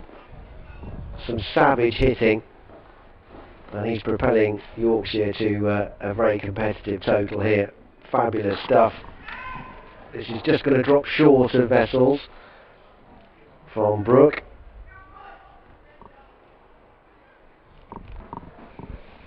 And nice to see the applause that he got from not quite all 4 corners of New Road for obvious reasons, but the crowd that are in tonight enjoying it. He did get a good hand, didn't he? Yeah, and rightly so. It's been a fabulous effort. And that's gone out the ground too, full bunger. D'Oliveira's done his best to try and get interested, but it's gone out for another 6, and Bairstow is going towards... Which is highest T20 score, 114, isn't it? Yeah. He's going towards that PB. Dipped quite a bit in the end, that 6 actually. Yeah, it didn't go as far. The boundary boards, it clattered into them just behind Brett D'Oliveira. There he goes again. He's not got all of this quite. He could be in trouble. Oh, he has. He's got the 6. I thought it was just short. Vessels came across. Just put in the dive. And it was only over the rope by a couple of inches maybe. It was touch and go. Both about whether it would be a 6 and whether Ricky Vessels might get round to take a spectacular catch. But 6 it is. And Bairstow's into double figures now. 10 sixes, 112 of 50 deliveries. He goes again, this should be caught, and it is! Ricky Vessels has ended a quite breathtaking 100 from Johnny Bairstow. 112, and he will rightly get a standing ovation from all the members inside New Road tonight. A real pleasure to witness that innings from Johnny Bairstow, and from an England point of view, let's certainly hope that that ankle injury is not too bad. Yeah. Wonderful stuff. 194 for 4. Bairstow gone for 112. Good work from Ricky Vessels, because that was a tough catch. It was dipping on him and dying, and low to his right he hung on just above the turf. It was a good cricket from the Rapids in the end, but what a knock from Bairstow. Fantastic knock. And to do, you know, a big proportion of that with what appears to be quite a serious or painful injury. I mean, he's hobbled his way back to the dugout and is now making his way up the steps to his teammates, getting congratulations from them. But you don't often see many cricketers have to use the handrails to go up the Hick steps of the Hick Pavilion. Yeah, we'll get some ice on that, no doubt. Out for 112. It's the third highest Yorkshire score in T20 cricket. Only Adam Ly's 161 against Northamptonshire in 2017, and David Willey's 118 against Worcestershire in the same year. Both of those up at Headingley. The only two players that have scored more runs in a single innings for Yorkshire than Johnny Bairstow tonight. So his first ball goes for 4 then. Clever batting from Brooke again. Just, as Dan mentioned, keeping that momentum going. Too short of the 200 now, Yorkshire.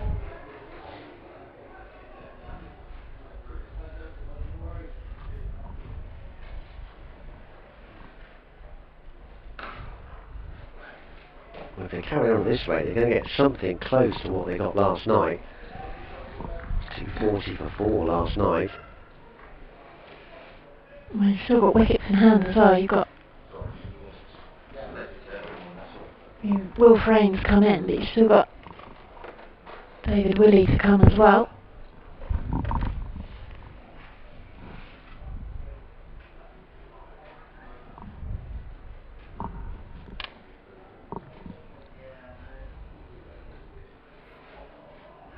Frame goes for the reverse this time.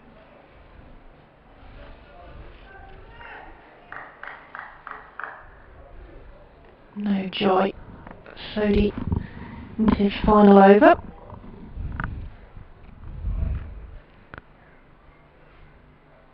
Trying to curb this boundary fest, but Liddy can't do anything to cut that one off either. 4 more to the Yorkshire total. Yeah, it's too well placed and too well timed from Frane for Libby to do anything about it. He's the man for the job, Will Frane, to come in and get late runs with some hitting. Hit 19 from 8 balls to see off the Birmingham Bears earlier in the competition.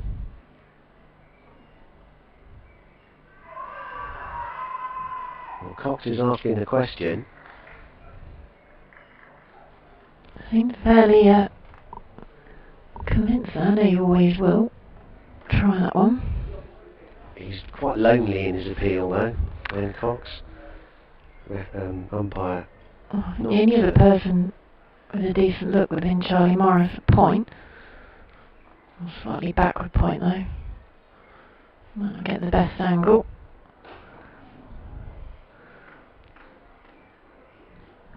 Smart fielding from Libby to keep them to 2. It was Goes batting by Wolf Rain, though. Yeah, it was a clever work there in the deep by Libby. Knew he was going to run out of bounds, as it were, with the momentum, but threw himself up a catch in time to get back inside the rope, the right side of it. It's hard to quite see where that rope is around there, because you've got the shadow and then the sun and then more shadow. Smart work. 2:05 for 4, 2 overs to go.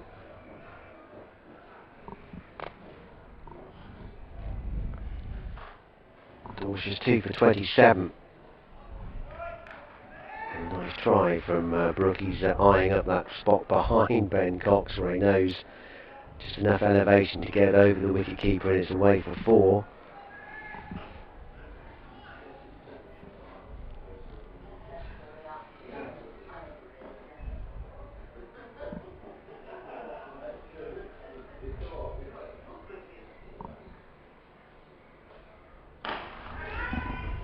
Could be in trouble. Is in trouble. He's out. Safe hands again from Ricky Vessels, his second catch of the evening. And Harry Brooke has gone for 22. And the Rapids check the Vikings' momentum again. 205 for 5. It's a for Ben Dorsius. And Ricky Vessel's seen a number of balls fly over his head, and to his left for 6, and to his right for 4. But he's also seen a couple hit straight to him, which he has been very reliable underneath, especially the one to get rid of Bairstow.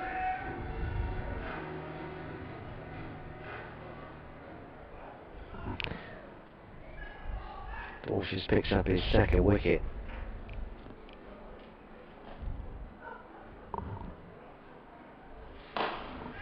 Could be in point again here, Ricky Vessels, and he's taken it again. 2 in 2. He is on fire. Meet the new Ross Whiteley. He may have done himself a bit of a mischief with that one, with that right hand. But he has caught well tonight. A third catch from Ricky Vessels.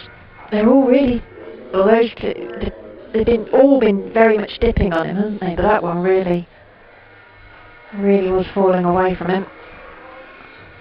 Is that blood on his... Oh, is that the tip of his finger gone? In terms of, it looks like it's at a funny angle. I was going to say, but that doesn't look right, Ricky.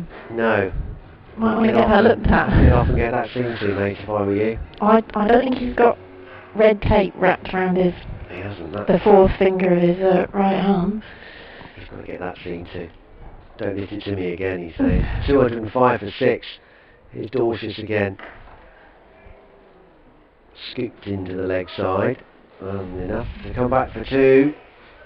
Motoring, but safe enough. Hopefully it's a bit more superficial or something. Maybe it's just a cut rather than... Just grazed it along the grass or something. That looked like it was an unnatural angle. It wasn't quite as straight as the others, was it? No. 2 balls to go. David Willey is the new man, incidentally. Again, they'll try and push for 2 here. They're going for it. D'Oliveira. Oh, I think he was in trouble if it hit.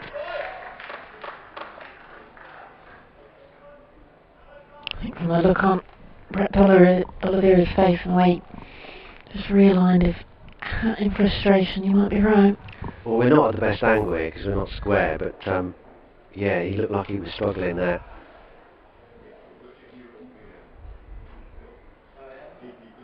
Don Bess, the non-striker's end. Last ball. Yes, very well fielded on his follow through from Ben Dorsius. Michael Jordan would have been proud of that leap. That was a great leap, wasn't it? Very good indeed. So the end of Ben Dorsius tonight. 4 overs, 4 for 31. Terrific stuff from him. Career best figures for Worcestershire, or personal best figures for Worcestershire.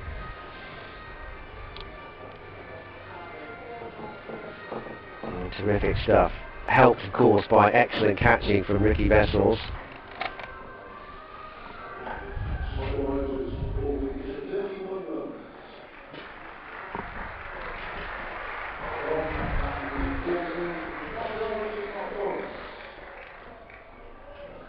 Not quite career best figures.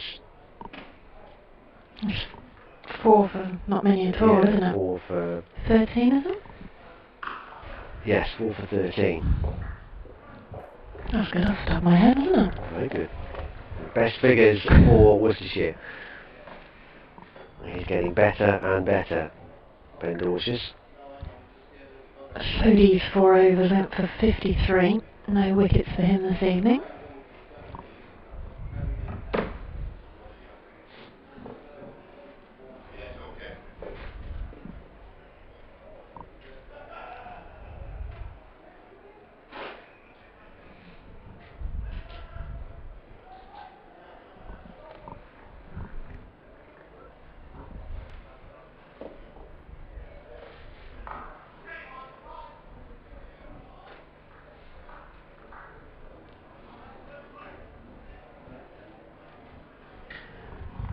Really not timing that one. Morris finishing off this innings, bowling the final over. 1 for 41 for Charlie Morris. In his toughest night so far.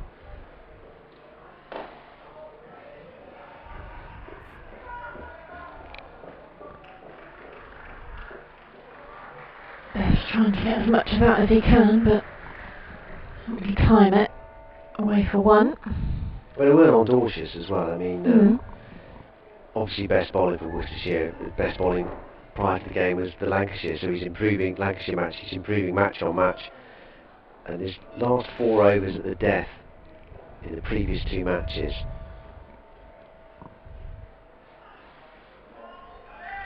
Went for just 27 runs. So his last 2 against Northants and his last 2 against Lancashire. So it just shows you that he is improving, especially in the pinch points in the game. Now, how valuable good death bowlers are. It's interesting to see the difference in the figures that way. This has gone very high. Who wants it? Oh, it's dropped. Dropped by Vessels this time. Moved position.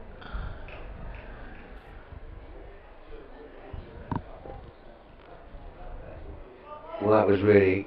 After taking 4 catches this evening, he puts that one down.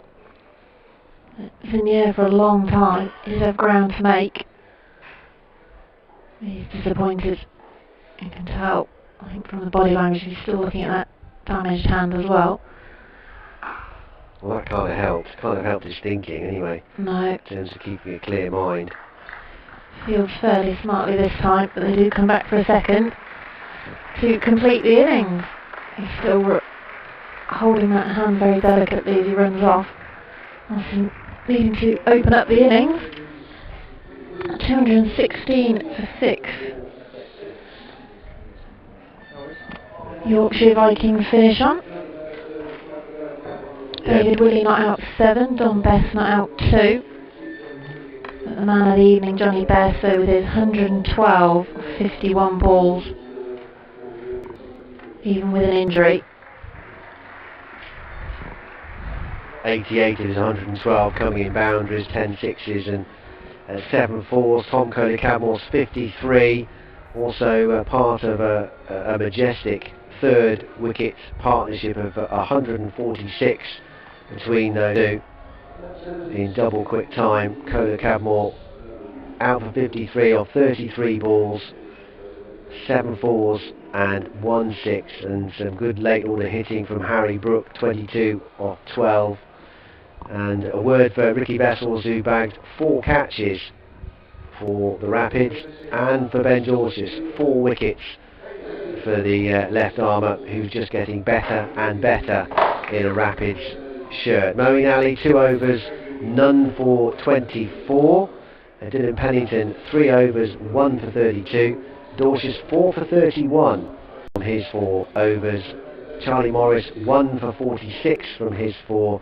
Ish Soli, a touch expensive tonight, none for 53 off his 4 overs. And Ed Barnard bowled 3 overs tonight, the most he's bowled in the competition so far, none for 27. Worcestershire a little bit careless in terms of their extras conceded. They've been so good in the opening 3 games. I think just 2 wides conceded in the opening 3 games, but they've let 4 go tonight. 4 wides, 2 from Moeen, 2 from Pennington and 1 from Ed Barnard, but that can't mask really the impact of Johnny Bairstow. 112, not about the extras tonight, it was about his wonderful innings, when you consider that a lot of that was on one leg after he picked up that ankle injury going for a second run with Tom Kohler-Cadmore, but after some lengthy treatment he carried on, and some wonderful stuff. 112 off 51 balls, Yorkshire's 3rd highest individual score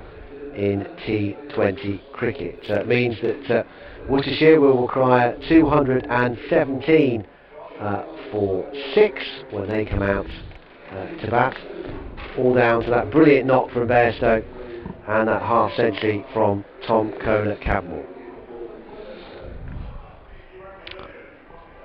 We can see some highlights now of the first.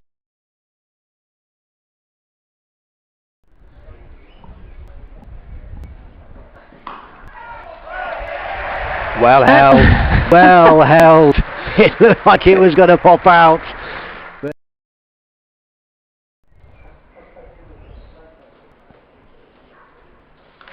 And cleans him up, leg stump out the ground.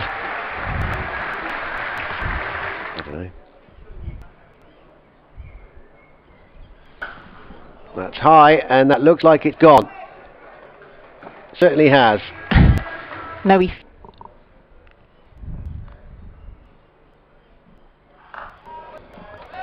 That one's away for 6, so Kohler-Cadmore does get hold of it this time. Morris then. Oh, that's beautifully timed and placed by Bairstow. And it's it's huge again from Bairstow. Onto the roof of the Graham Hick Pavilion and over. 115 for 2. He goes again, and that's out the ground. I think that might be a new road. I didn't miss Stephen with an injury. I'll say him again. That's 6 more out the ground. Up the 1-2 try. Starts with a full bunger, and D'Oliveira can't cut it off. 146 these two have put on. Hasn't got all of that.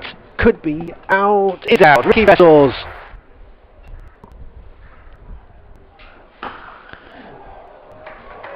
Well, doesn't miss out on that one. Smashes that one. 80 for 3. Bairstow 99. There it is. Tremendous work from Johnny Bairstow. What an innings, especially with the effort. And that's gone out the ground too. Full bunger.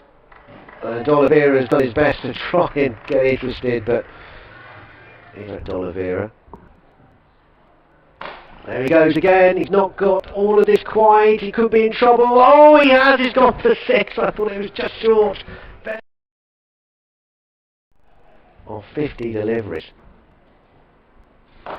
He goes again. This should be caught, and it is. Ricky Vessels has ended a quite breathtaking 100.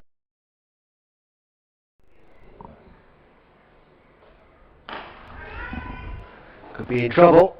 Is in trouble. He's out. Safe hands again from Ricky Vessels. His second catch.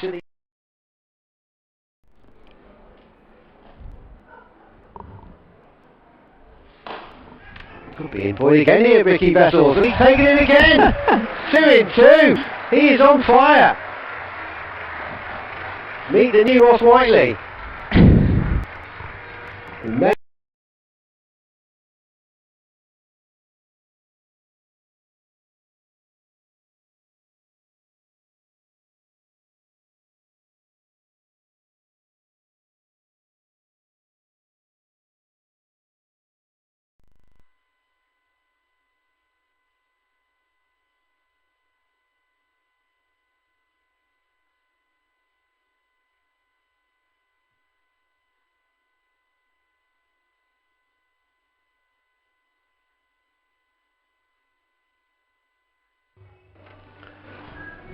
So the Rapids will need 217 to win the game after Yorkshire posting that 216 for 6 Johnny Bairstow with a magnificent 112.53 from Tom Kohler-Cabmore. I'm delighted to say that in the interval we're joined by the Worcestershire chairman Thanos Hyra. Good to see you, Thanos. Hello Dan, how are you? I'm alright, thank you. Evening. Enjoy that? It was a good batting performance. Let's see if we can match it. I mean, Bairstow's phenomenal, isn't he, even on one leg? I know he is. I thought he'd go off, but sadly he didn't. No, it's a tremendous innings by Bairstow. So, Thanos, we've got questions for you this evening. Ollie Bridges asked, the ground didn't appear to be full on Sunday. Were there a lot of no-shows, and what happens if people don't show up? And also, why is the capacity at New Road lower than some of the other grounds? Yeah, thanks for that question, Ollie. We've had lots of comments about the crowd on Sunday. I think what's really interesting is that we know how many people have come in either through scanning or clicking or whatever. I mean, I saw on social media that there was a suggestion there was only 300 people in, and that simply isn't the case. We are limited. Initially, our capacity was limited to 875 people, and then when the Sky gantries came, it reduced it to 790. Now, on the last game against Lancashire, there were 560 people in the bowl, and there were about 140 people in hospitality, or vice presidents, or in the ladies' pavilion or so. So we had about 700 people in out of a total of 790. So there were 90 people that didn't come in. Now that is not great. That's not great, but hopefully people can just let the club know, and then we can just reallocate those tickets, because there's going to be a massive shortfall when we talk about the next 3 games. Okay, thanks, Thanos. We've been beaten by the resumption of play, actually, which is it's a shame. It's obviously been cut quite a bit to that injury to Johnny Bairstow, which took up a fair bit of time. But yeah, we can have Thanos on again for a quick chat at the end, if that's okay, Thanos. Thank you. So Thanos will be back with us to get through some more of your questions at the end of tonight's game. But we're ready to go. Chasing a 217 to win. The Rapids, Ricky Vessels with that damaged finger is okay to open alongside Brett D'Oliveira. David Willey, the Yorkshire captain, opening up. And Vessels is off the mark straight away. Yeah, poor old Thanos, just got into his stride and then they come out. I know, that seemed to go incredibly quickly. Didn't even really factor in the injury time. I think they'd still probably take their 10 minutes or so.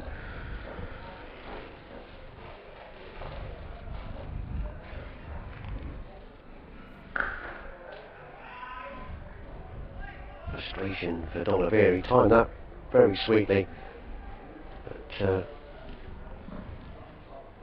straight at cover.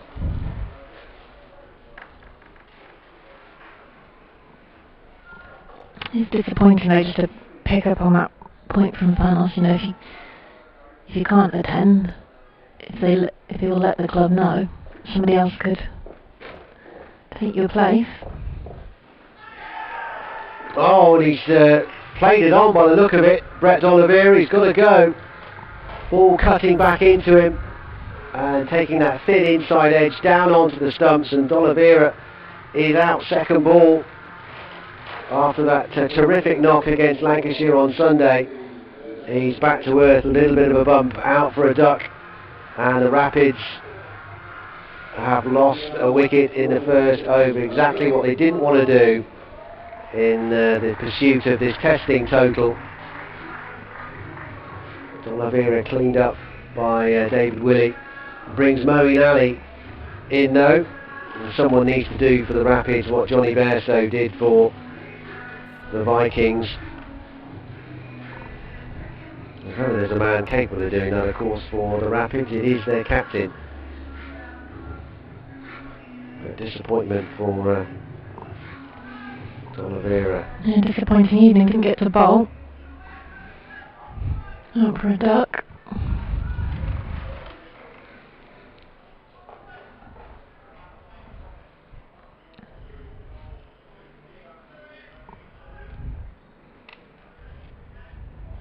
Yes, perhaps a bit of a surprise he wasn't called into the attack.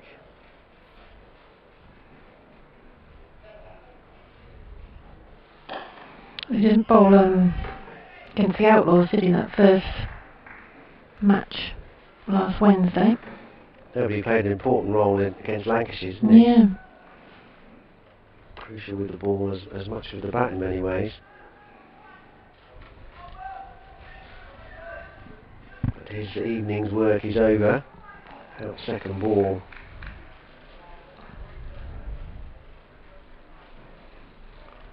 Need to rattle along at over 11 and over. The Rapids. They're going to chase down this total.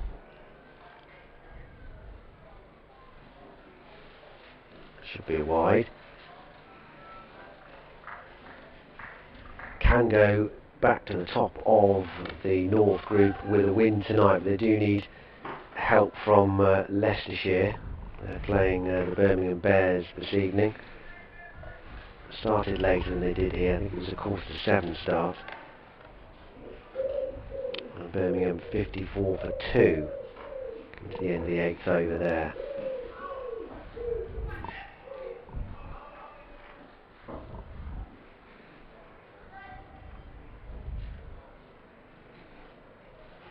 You think Leicester would be in a fairly confident mood after their efforts against Yorkshire last night? The Bears currently leading the way though, with Lancashire, both with 6 points from their first 4 games. The Rapids and the Vikings playing their 4th games tonight.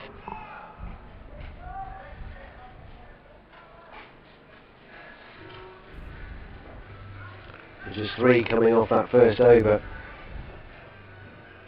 from David Willey.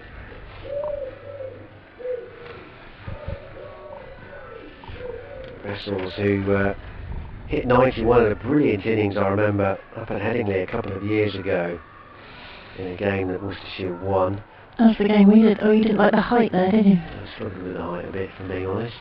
In the new media centre. Do you want me to mention the mascot as well? The mascot. You were a little bit confused by what the Yorkshire Viking mascot was, and I think the clue was in her name. It wasn't as bad as that. You kept saying, what's that? What's the mascot? Maybe he'd taken his hat off. I don't know. Matthew Fisher, starting from the Oliveira end tonight.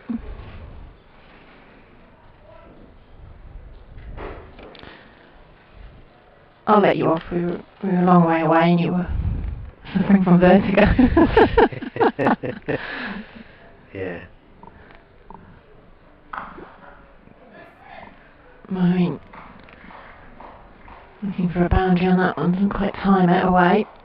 Pulling it round the corner. In fact, I think you made me dangle the effects mic out the window because you didn't want to go too close. No, I think I was on the floor at one point, wasn't I? Yeah, could you commentate from the floor and not sit at the desk? I think it's also because the glass is angled, isn't it, in that media stand at Headingley, so it's quite a strange sort of the whole perception of where you are. My stuff of nightmares. Oh, Vessels gets a little bit lucky there. Doesn't quite go for 4. Leg by signalled. To be honest though, I hate heights as well, but I felt like I had to be the one to take responsibility, because I thought perhaps I could cope a bit better, I don't know.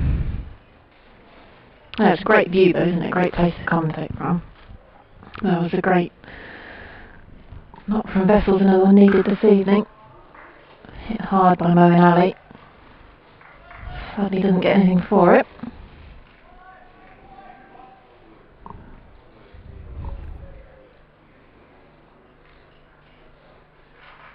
Something that's interesting though, isn't it? Being able to go around to the different grounds and...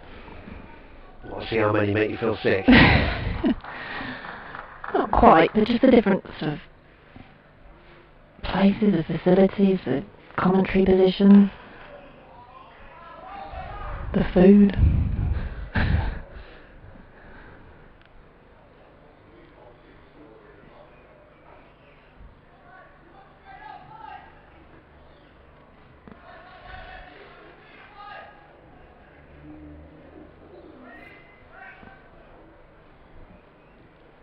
I suppose we should mention that Kola Cadmar's taken the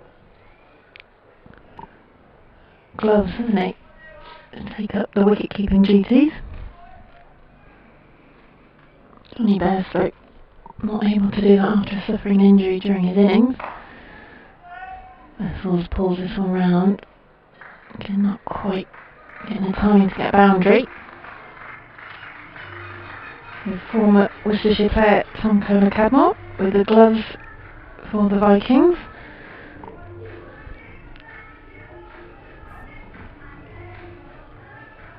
Seven for 1 now. The Rapids, 2 overs gone. Losing Brett D'Oliveira for naught.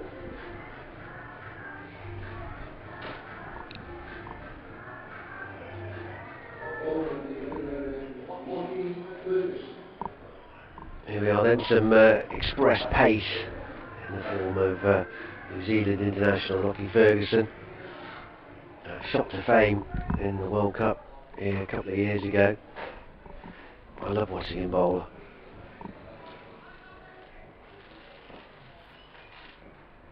A 7 for 1. Here he comes.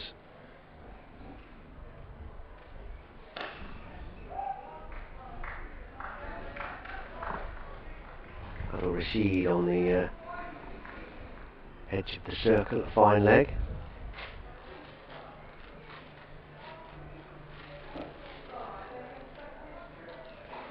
Some experience, isn't there, in this Yorkshire side?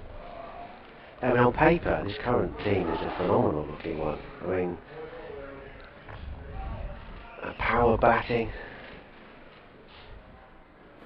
deep bowling reserves, quality spin.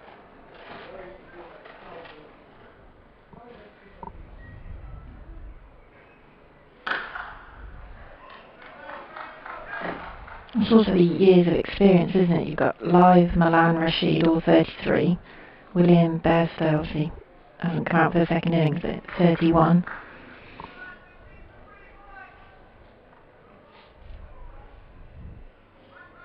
Lockie Ferguson's 30 now as well.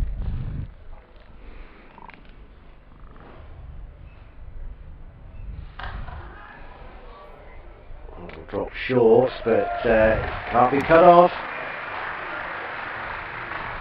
Marine's first boundary.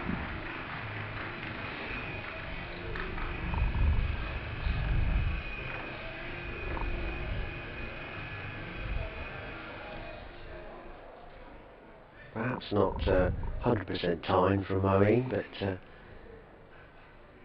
well enough.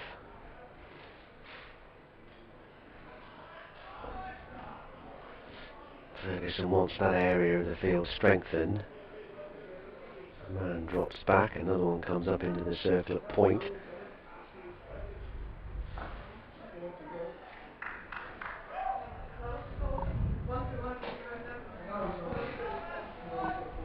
He's played 50 white ball games for New Zealand, 21 wickets. I mentioned that World Cup a couple of years ago. Of course,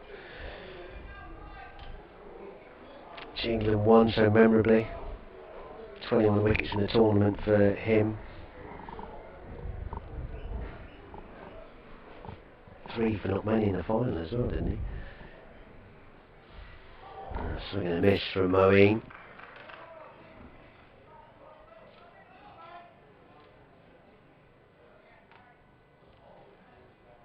Well, has had domestic T20 experience in his country before with Derbyshire.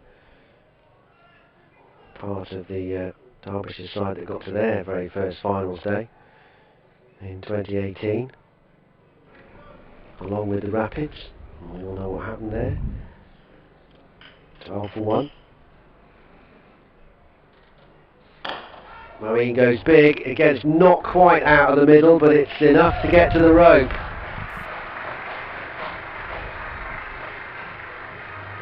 David Willey gives chase, but there was too much on it.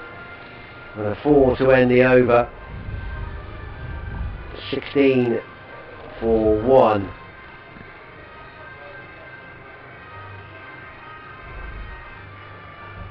And Moeen looking to loosen those arms. 10 off 11 he has. 3 overs gone.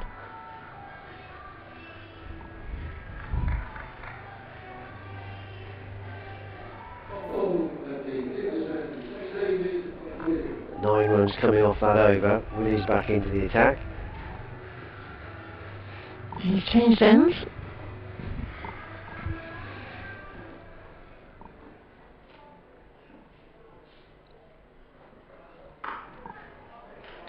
Oh.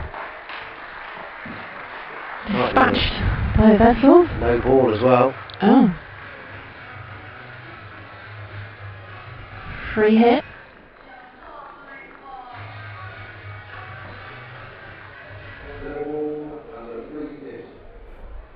See what Vessels can do with this one. Yeah, hit away on the full waist high by Ricky Vessels.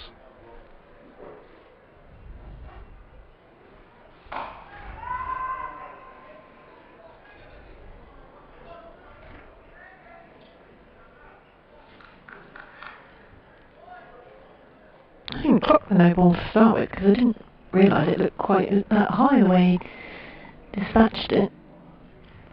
Plus from our angle, the umpire's arm goes out. It goes right in front of that dark advertising hoarding, so his arm does disappear. But I didn't, I knew it was full, but I didn't notice it was particularly, higher than permitted.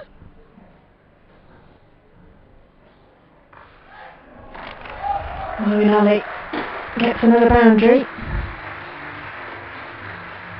His third 4 now this evening. Turning that one round. Ferguson is never going to get to that one. A bit of a scramble over here from David Willey so far.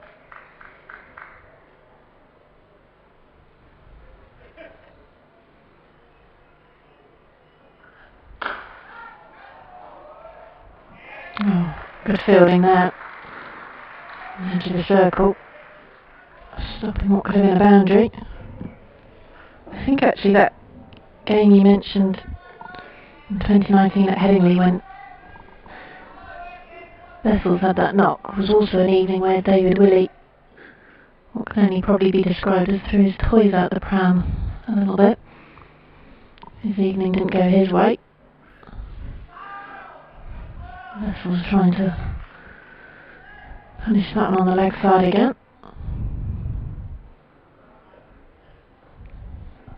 Remember he got quite stroppy, didn't he? Willie, that evening. It's all coming back to me now as well. I do believe he made me chase Ricky Vessels through the car park for an interview. I don't think I made you. I think you did say quick run, he's about to leave. But you could have said no. Yeah.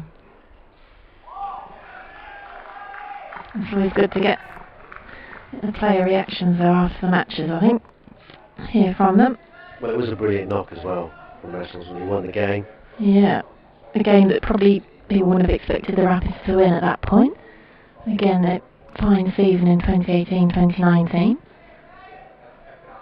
See if Vessels can do it again here against Yorkshire. Captain's knock from Owen would be nice. A 1.5 century so far in the Blast this season.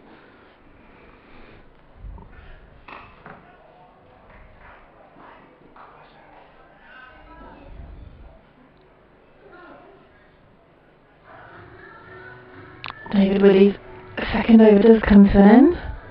29 now for one. The Rapids. 13 from that over from David Willey. Free hit not helping that count. Fisher is returning.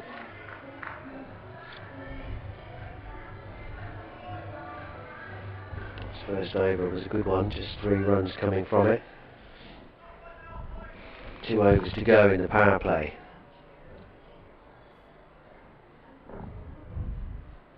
$29 for 1. This is top edge, but I think he might just be saved. No, it's dropped in. He is safe in the end. Slight hesitation from the field. He looked like he'd got there quite comfortably, and then there was a pause. And he's gone down. Is that Lockie Ferguson down there? He'd got there, and there just seemed to be a slight hesitation as he went to make the catch, and out it dribbled. And Vessels gets a life on 9.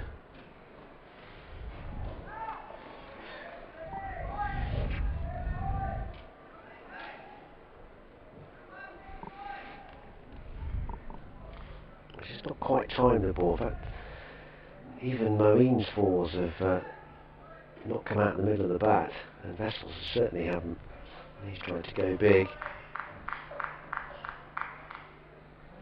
Has got that finger injury on his bottom hand, so that might be restricting him a little bit.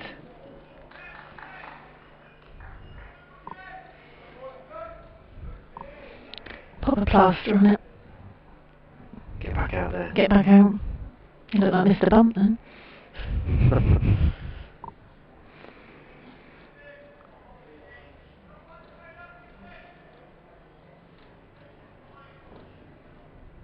All the clouds clear, doesn't it? So you got the white ball coming out of the blue sky now at least. Quite cloudy at the start, wasn't it? Yeah, it's the best part of the day so far, the evening certainly since the game started.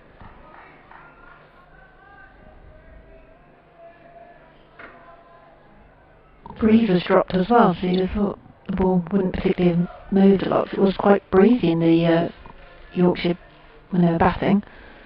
The Worcestershire fielders. It's eased down as well.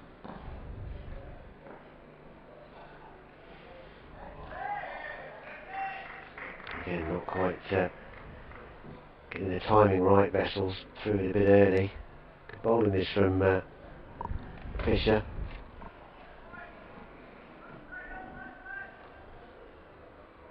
Two for 45.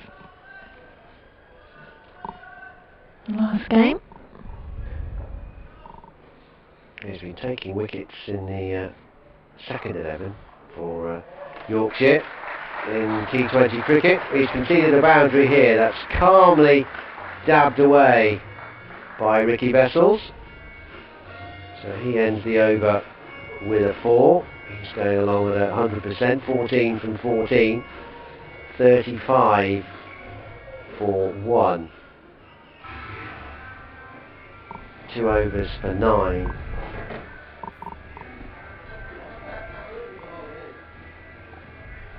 For Fisher.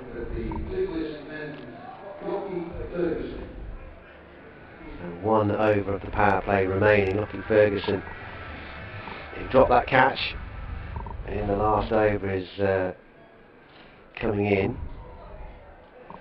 Moeen Ali's changed his bat as well. About 5 bats or so came out. Selected a new one.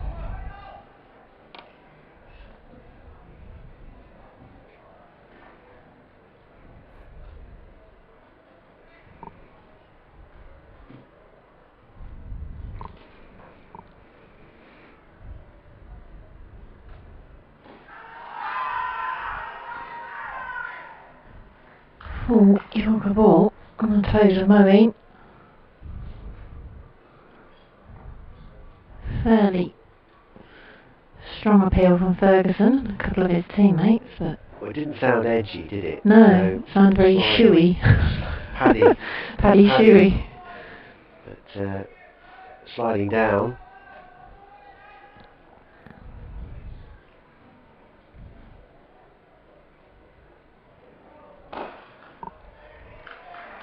And again, from Ferguson, Moeen can't do much with that one. Looking to put it down the ground.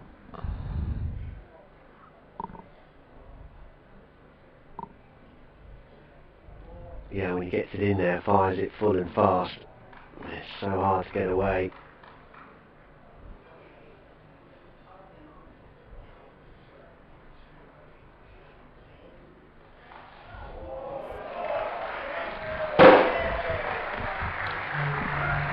Wow. From right off the top edge of Moeen. 6 rather fortunate runs. Well, I thought you were in chance with the catch there, to be honest. I know, I was just going to lean over. Was that or a new computer screen, possibly? Yes. We've come a tiny bit further. I might have ended up in your sandwich bag, actually. Yeah.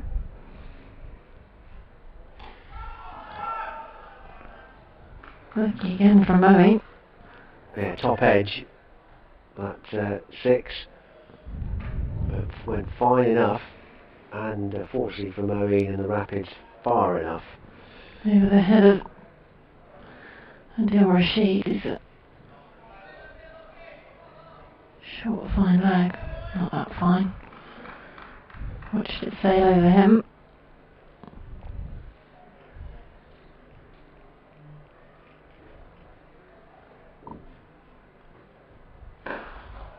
This one a beautiful shot by Moeen.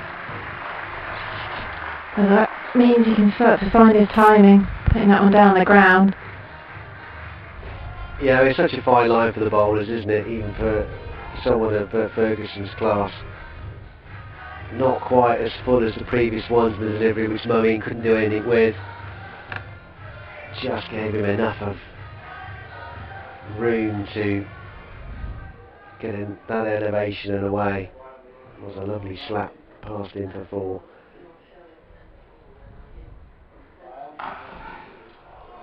The stop dropped again. Another life for the Worcestershire Rapids. Well, the Vikings are not helping themselves here. Adam Live, I think, dropping that one. That was a bad drop. Again, he just thought he had it a couple of times this evening. Ball's bobbling out. End of the power play. 45 for 1. The Rapids. A second best power play in terms of runs. Losing just the 1 wicket. So Moeen dropped on 25. Vessels dropped on 9.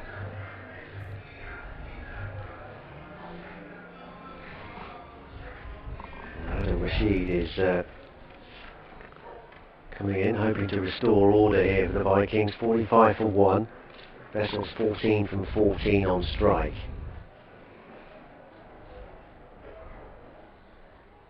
It's nicely lofted. Safe shot. He's got it comfortably over the inner ring.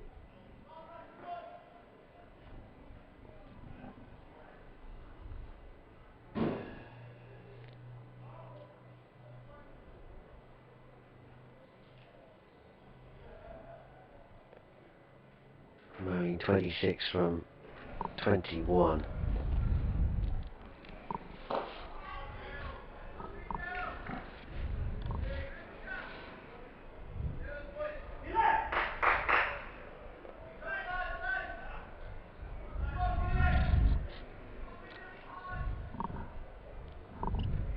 Required rate is now touching 12.5 runs and over. But might be good enough for 4. It is. Good timing and good placement from Ricky Vessel's Don Bess. can't get across in time. Just a touch short from Adil Rashid, and Bairstow's onto it in an instant, thrashing it to the fence. The 50 is up for the Rapids. More runs here, just a single though. Just to apologise if anyone heard any bad language from Adam Lyles. He came to take his fielding position down in front of us after dropping the catch. Dropping Moeen Ali. Swatted away beautifully by Moeen, into the gap, away for 4. And he looks in the mood, just as Johnny Bairstow was for Yorkshire. 31 from 23 now for the Rapids captain. 11 runs off the over so far, still 1 ball to go.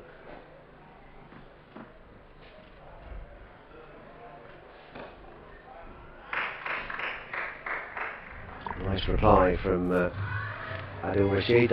These two great mates, of course. Adil Rashid and Moeen Ali. 56 for 1. I mean 31 from 24 versus 20 from 17. 217 is the target.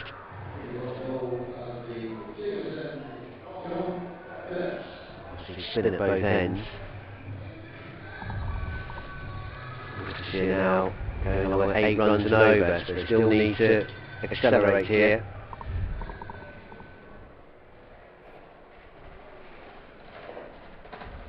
They've got the 2 best men in to try and do that.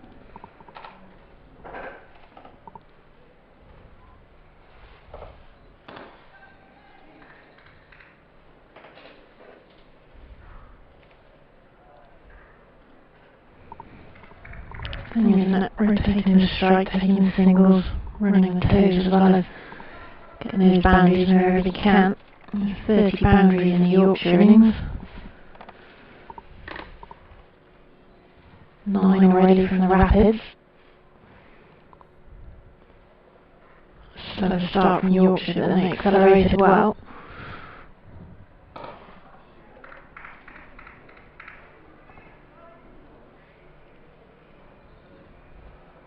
Single to start this first over from Don Beth.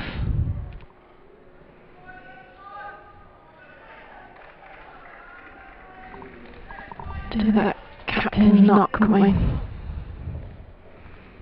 Half century for Moeen. Northants.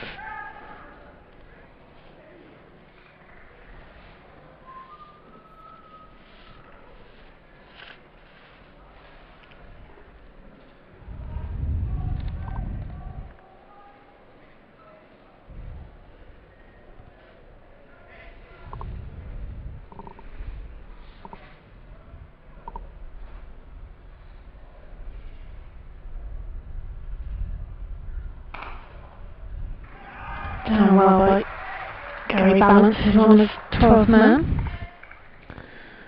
Places Johnny Bairstow, who injured what we think looked like possible ankle or certainly lower leg, wasn't it? It got strapped up. Yeah, his right ankle was the problem. Kept on batting when they run up. Moeen Ali down the ground. Oh, falls just short, luckily for Moeen. Well, Moeen had given that up, I think. I think he thought that was out. I was going to carry because they didn't set off straight away, did they? Hard to tell from here just how short that was. The fielder down there. Long off.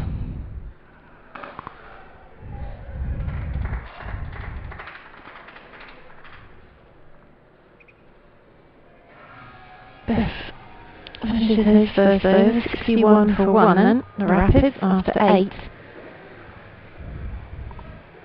5 coming from it, so tidy over from Don Beth. 60 this partnership is now worth between these two. Yorkshire's total builds around the fulcrum of the 146 between Cola Cabmore and Johnny Bairstow. 156 more runs needed, 13 and over the required rate now. It's placed well by Vessels. Won't get a boundary, but just a run in fact. Best round to complete the work, get rid of it quickly.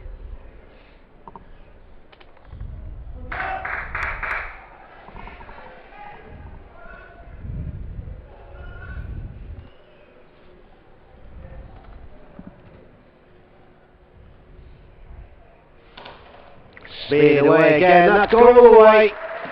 Another 6 for Marine. He goes up to 39 from 28 deliveries. Another effortless swing of the bat out towards mid-wicket.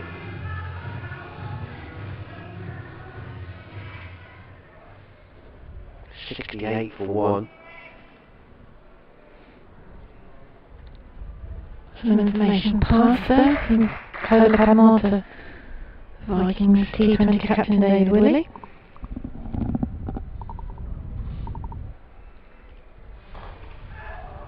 Should be out here, this time he is. Lockie Ferguson has dropped one, but that was much easier tariff. And he makes no mistake, the New Zealander, and Moeen has got to go. Huge breakthrough for the Vikings. Worcestershire captain has gone for 39. The next delivery after hitting a 6. 68 for 2, so the partnership were 67. Ross Whiteley is the new man, and he has some spectacular history with Yorkshire. One of those 6 sixes back in 2017 at Headingley. Innings of 65 off 26 balls. 8 sixes and 2 fours. 6 of those in a row off poor old Carl Carver. Could do that again this evening. Innings like that. I did wonder if it was just going to mix up the batting order slightly, because Ross Whiteley just started to move in the dugout, put his helmet on. Yeah, although he wasn't the one sitting there with the helmet on. I think that was Libby who was waiting. He's coming ahead of Libby, hasn't he? Yeah. And Cox, yeah.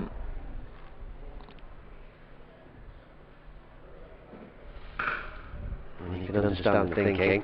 It's powerfully punched away. Oh, terrific work from Beth. Done really well. Knew exactly where the rope was and sorted out his arms and his feet. And in exactly the right order. Oh, that's very good work. 70 for 2.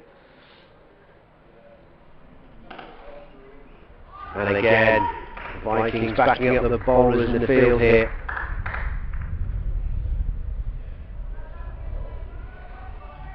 A couple of bits of great fielding. I think Don Best even got a little bit of applause from Worcestershire Rapids, a couple of players in the dugout. David Willey with that terrific stop as well at mid-wicket. We're going to run here either Yorkshire turning the screw a little. Good over from Adil Rashid. 9 overs gone now. 70 for 2.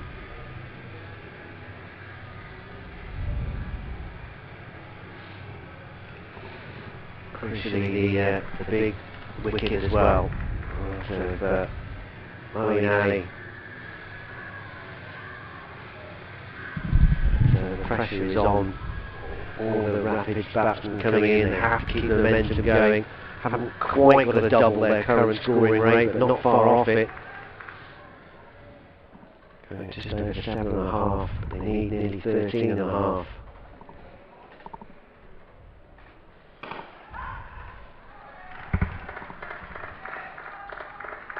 Good fielding by the Yorkshire Vikings. Best getting down to their own fielding.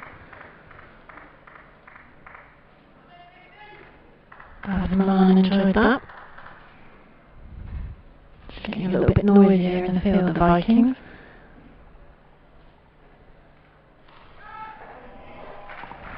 Cleverly picked out to get the boundary from Ricky Vessels. Yeah, lovely from Vessels. I didn't try and hit it too hard. The switch hit. Immaculately timed.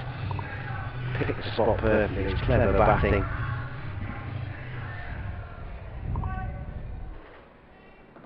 Yorkshire moved to plug the gap as well.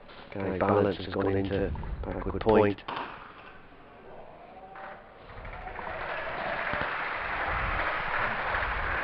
Vessels picking the space beautifully again. Really opening up the field. Even with the moving of the fielders around. Knows exactly where the space is.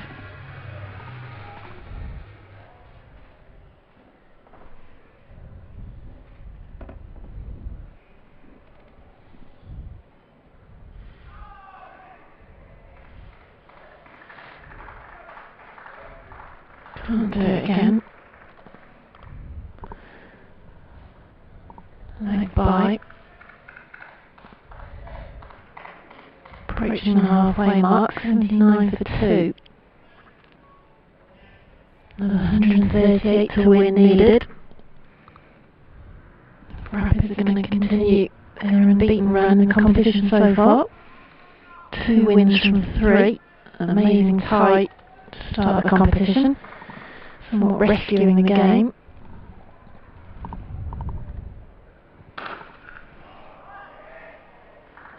Whiteley this time, picking out the space and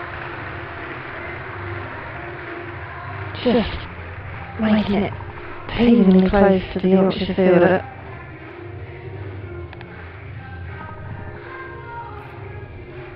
And can't get round to it. Whiteley on 6 from 4.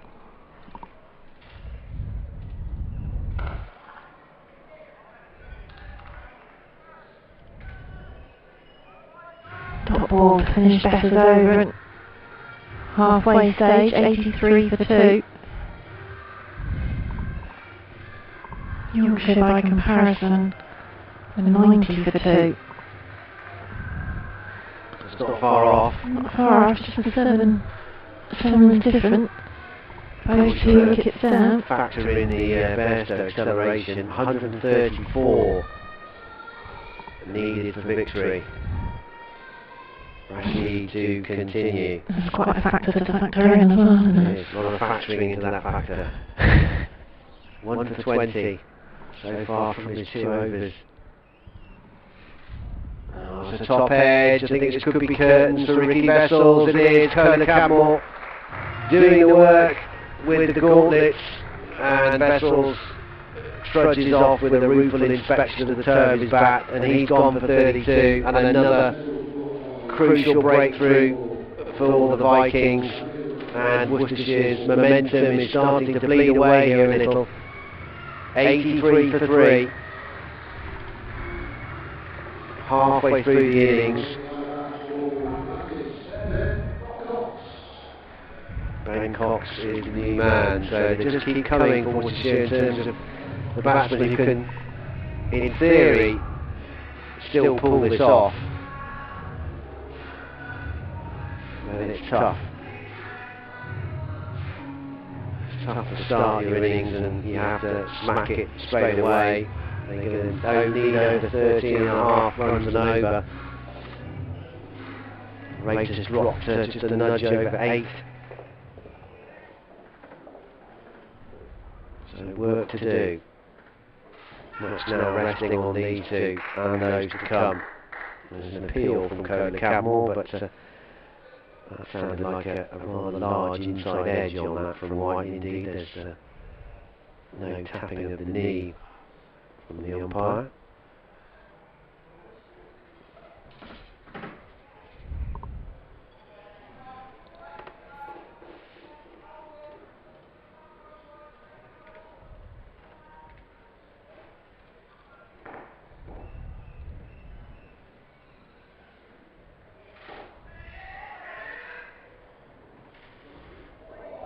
good running from White and from Cox, and he takes the throw from Cola Campbell Straight on the back. To be fair to Cola Campbell, he offers a hand immediately. No reaction from Cox. You wouldn't want to, even if it really hurts, wouldn't you? No. Slightly quicker, and beautifully picked up. Lovely batting from Ross Whiteley. Quicker ball from Adil Rashid, but didn't quite work out for him. The man was up on the edge of the circle, but fine leg. And Whiteley whipped it round the fence. 89 to 3. 2 balls to go. Whiteley into double figures. 11 from 7. This is nicely placed as well. Won't go for 4. Bess is there. They will come back for a couple.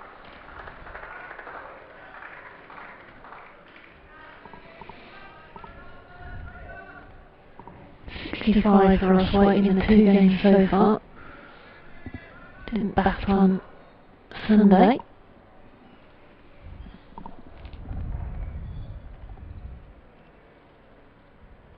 More air from Rashid, nicely bowled. Perfectly timed by Whiteley, who again was aiming up a big blow on that leg side. Ends with a single. 11 overs gone, 9 to go. 92 for 3. Still 125 runs adrift here, the Rapids. Run rate required is now very nearly 14.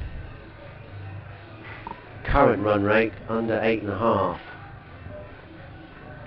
It's a tough ask, isn't it, to come out to bat when you've got that as a run rate required. Scoreboard pressure, it's kind of the hardest pressure there is. It does funny things to you, even when it doesn't look that bad on paper in terms of the situation. Well, if you're going to do that... Well, it's just muscled away, isn't it, really? I mean, he's got the power, Whiteley, obviously. Not a brilliant delivery, I have to say, from Don Bess. But, smashed. 20 off 10, Whiteley.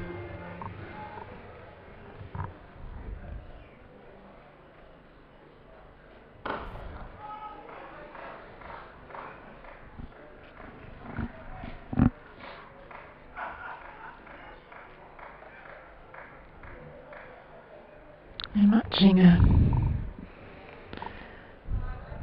power of some of the Johnny Bairstow shots. As you say, muscling it away.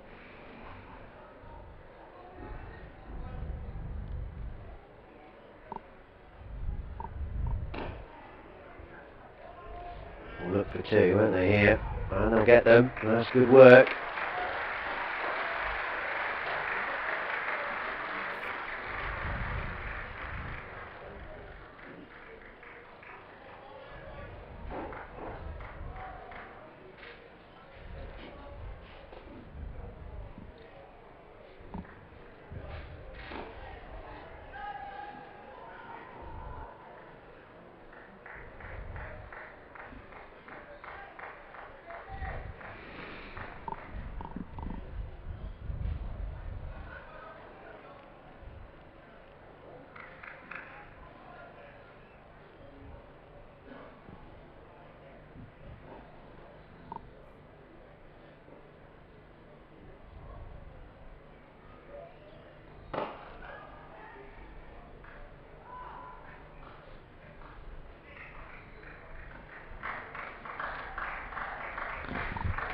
Too well, really, to get a second. Whiteley connecting with it. That mixture, isn't it, as we say again, they're taking the singles and the 2s as well as the boundaries when they're there to be hit. Just accumulating runs.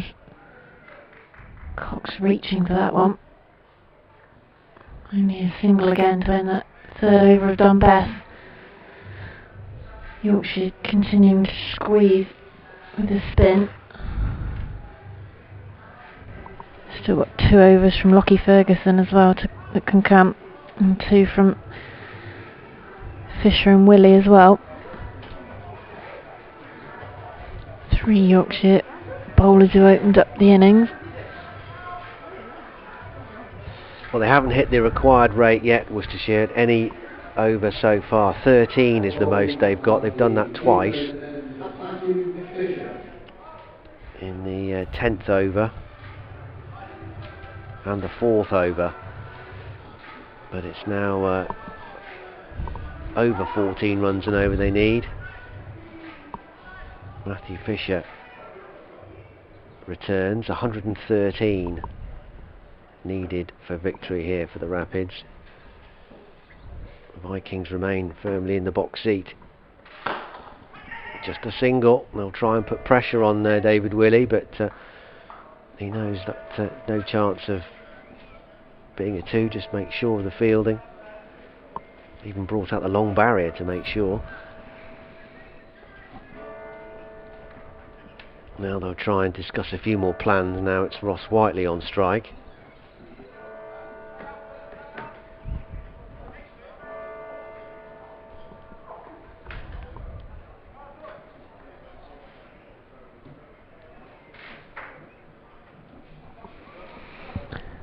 It's going to take something quite special, isn't it?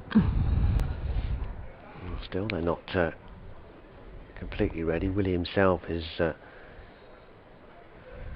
going onto the fence at long on. 2 men are on the boundary on the offside for Whiteley. It's a waist high full toss again. Whiteley's got enough bat on it to get it to the rope. No ball, is it? Or not? No.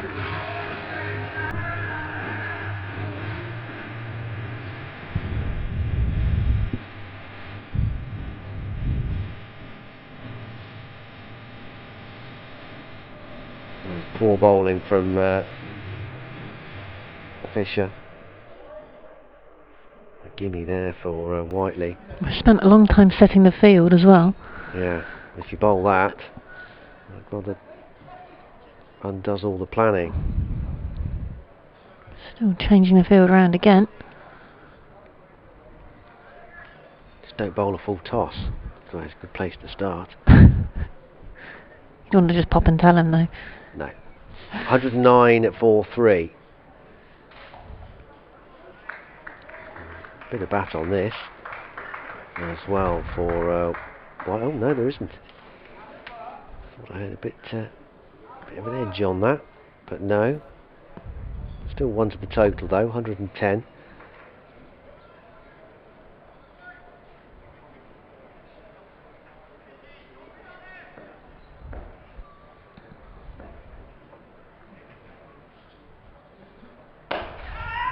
Could be in trouble. Is in trouble. Ben Cox is out. A smart take again. We saw a lot of good catches in that position, both when Yorkshire were batting and now with the Rapids batsman at the crease. The captain, David Willey, grabs a really good one to get rid of Ben Cox for 6. And the Rapids reply here is falling away. Jake Libby is the new man. Cox out for 6.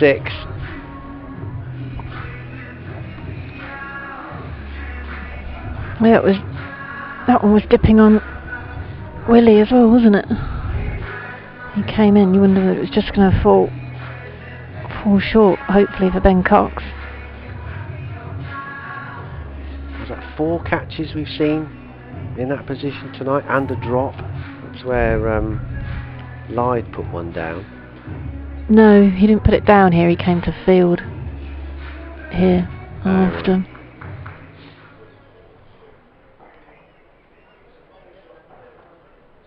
2 balls to go. Hasn't got all of that, Whiteley, but it's a terrific stop on the edge of the circle by Adil Rashid. That stopped possibly 3 runs.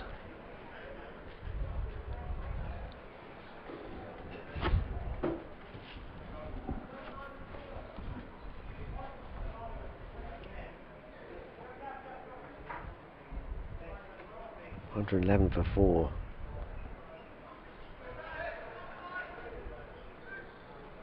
Another chat, another change in the field. Last ball the over.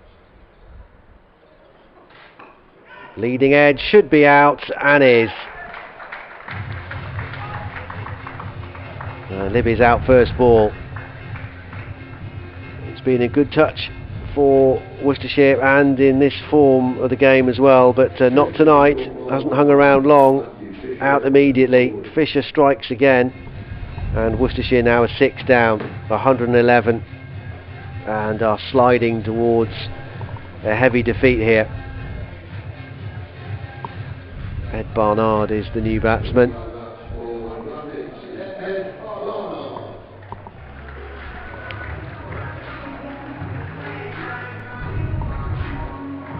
She's saying tough ask to come in with a run rate now of just over 15. Even with Libby coming in, a lot of work to be done. He's still 106 short. Last ball the over, that one. 7 to go. Best bowling his final over of the evening. Hit hard by Whiteley but not cleanly.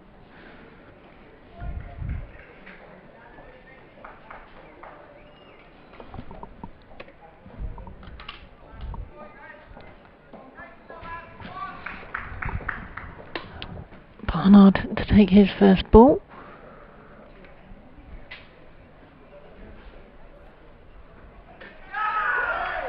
Bowled, going for the reverse, and almost looks like he's had pulled a hamstring in the process. A slight hobble from Barnard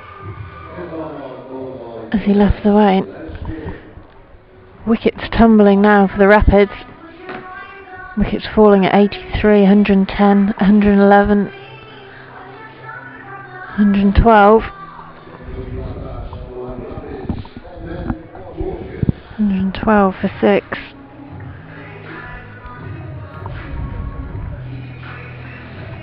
Barnard obviously been working on the various reverses and ramps and scoops and all sorts, like a couple of the shots he played last Sunday, but not paying off this evening.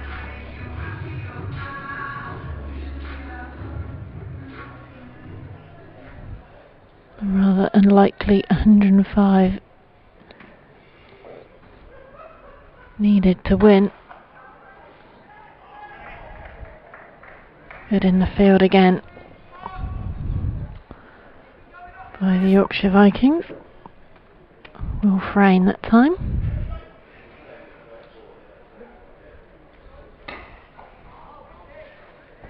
Dorshus can't get it past Frayne at mid-off. Or in the covers.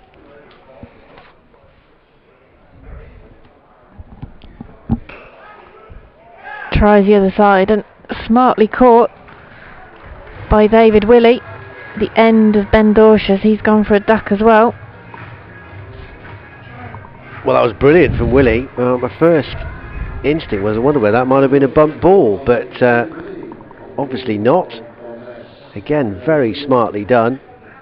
Dorshus obviously in no doubt that carried. Off he trudges. Ish Sodhi is the new batsman. 112 for 8. So Yorkshire on the verge here of a thumping win.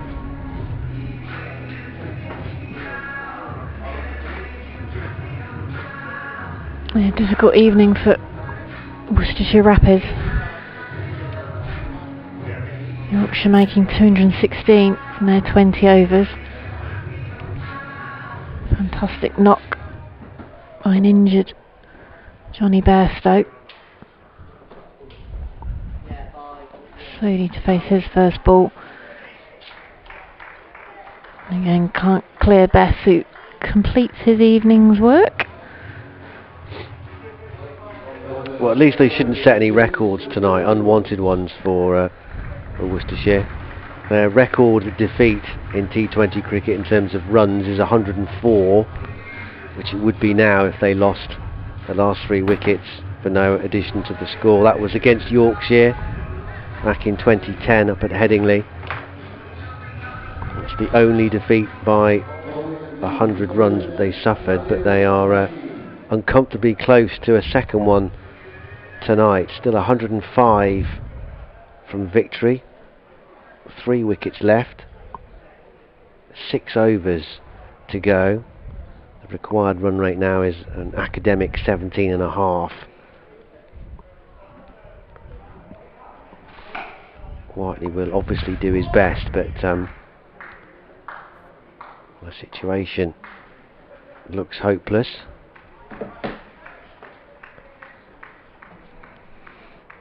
Just one from that final Beth over, giving him figures of 2 for 30 this evening. It's only his 9th T20 appearance since he made his debut 5 years ago, Don Bess. He's had a good night. Fielded well as well. Bit more air. And this could be trouble. Oh! Brilliantly done. Super work from Adam Lyth. Dropped one earlier, but he's made up for it with a solo effort that was sensational. Throwing himself up a catch, going out of play, back into play, and completing the job. Great stuff. 113 for 9 now. Sodhi's gone for a duck.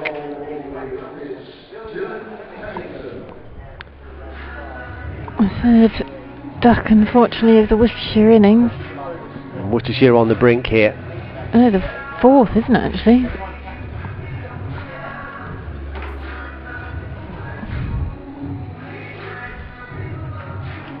Four in a row as well, isn't it, on the scorecard? That's probably... Well, you don't want your ducks in a row, do you? You don't know. On the brink here, the Rapids. It's going to be safe. On the bounce out to David Willey.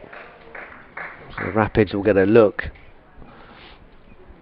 Yorkshire will get a look at the last man coming in for the Rapids, Dylan Pennington.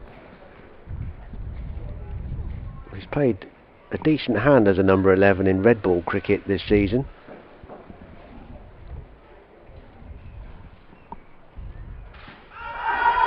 Big appeal. Must have been close. Quicker one from Rashid, not spotted by Pennington.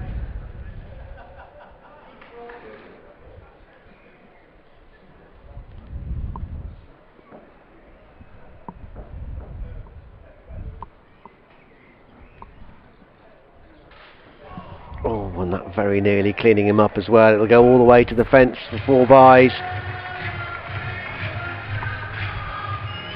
We've still got Charlie Morris to come, though, haven't we? So we have.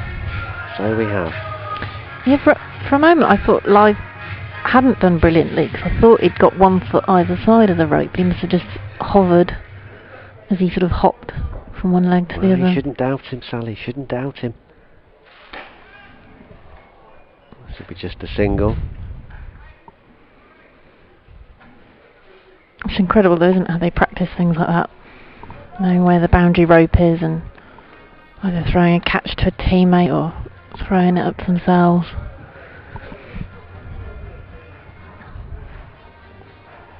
Five overs to go. 98 still needed. 2 more wickets for Yorkshire, or to see out these last 5 overs, whichever comes sooner.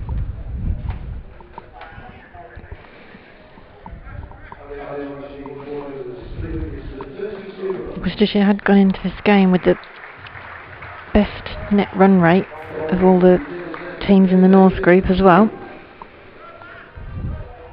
I'll take a denting.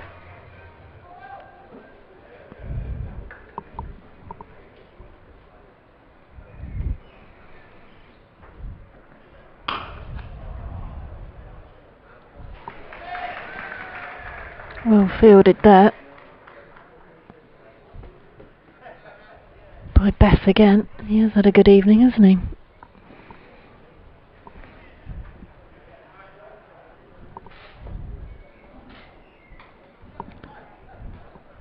David Willey bowling his third over of the evening.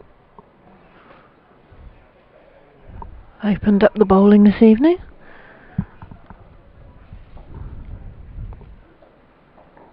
One wicket for him so far.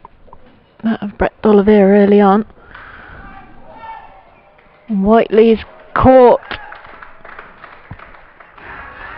and gone for 30. Smart catch by, I think it's Gary Balance, isn't it, on for Johnny Bairstow. Down in front of the team dugouts. And all number of the catches this evening dipping on the fielding side. Whiteley goes for 30 from 18, looking for those much needed boundaries in what is probably a rather lost cause anyway, unfortunately for Ross Whiteley, but still trying. Not far short of the rope.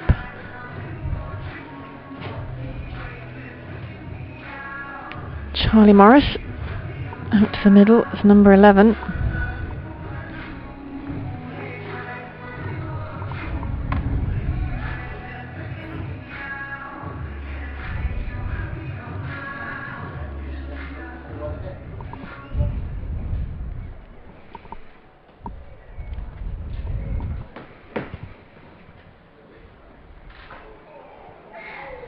Morris does that well there to fend one off. It's nearly all over then as Pennington come probably about halfway down the wicket, wanting to take a single. It was a nasty delivery from Willie that in the end Morris played quite well with an element of fortune about it. It was not a million miles away from rolling back onto his stumps. But clearly that's reared up and hit him high.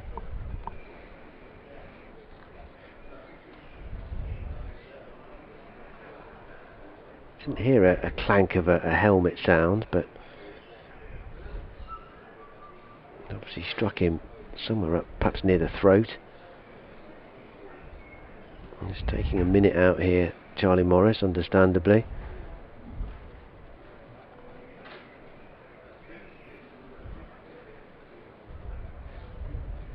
Willie just checking he's okay, giving him the thumbs up. Yeah, almost a chaotic end to the Rapids innings there with that near run out.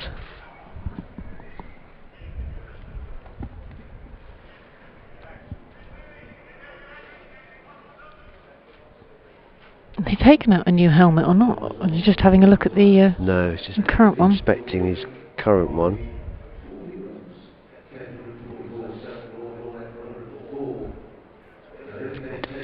Do you not have to have it changed if you get hit on the head? Well, I don't think he was hit on the head. Well, not hit on he? the head, but if it Flank.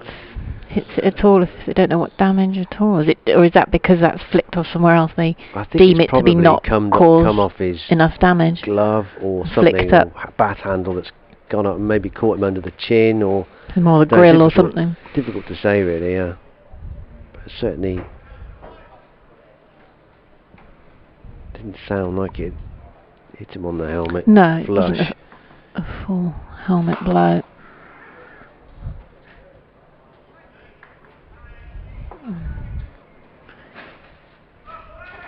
Chipped up by Morris. Pennington does get his run that time. He was keen to get on strike.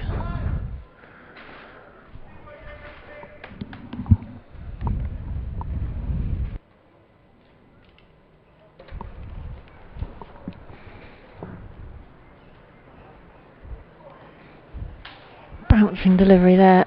Pennington, a bit of a waft at that one.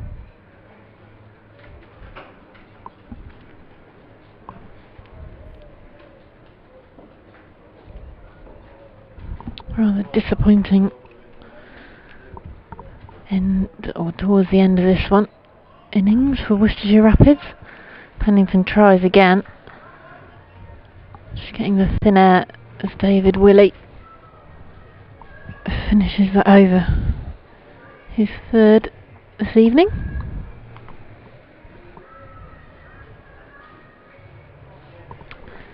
Credit to Yorkshire so far, strong in the field this evening as well.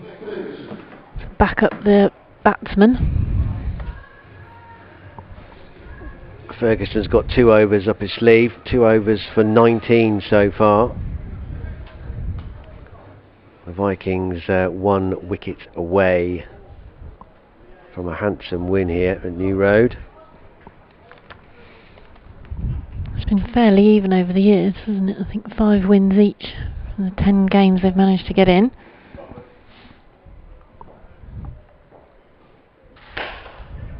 Nicely hit by Morris, beautifully timed, but very well stopped by Willie.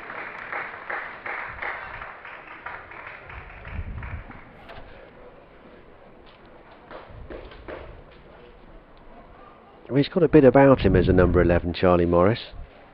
Remember that tour game against the Australians? I was just going to say that was the where he was highlight, peppered by Mitchell Stark and Josh Hazlewood. Highlight of the game, I think that was, really. Stark in particular gave him a right working over. He He did. got a half century in that game. Pennington wears one. I think he was quite surprised, wasn't he, to have even got that many runs, and speaking to him afterwards, he wasn't really aware, was he? I remember he said afterwards he didn't know what to do to celebrate because he'd never found himself in that situation. It was all very low key that he just scored a half century against Australia.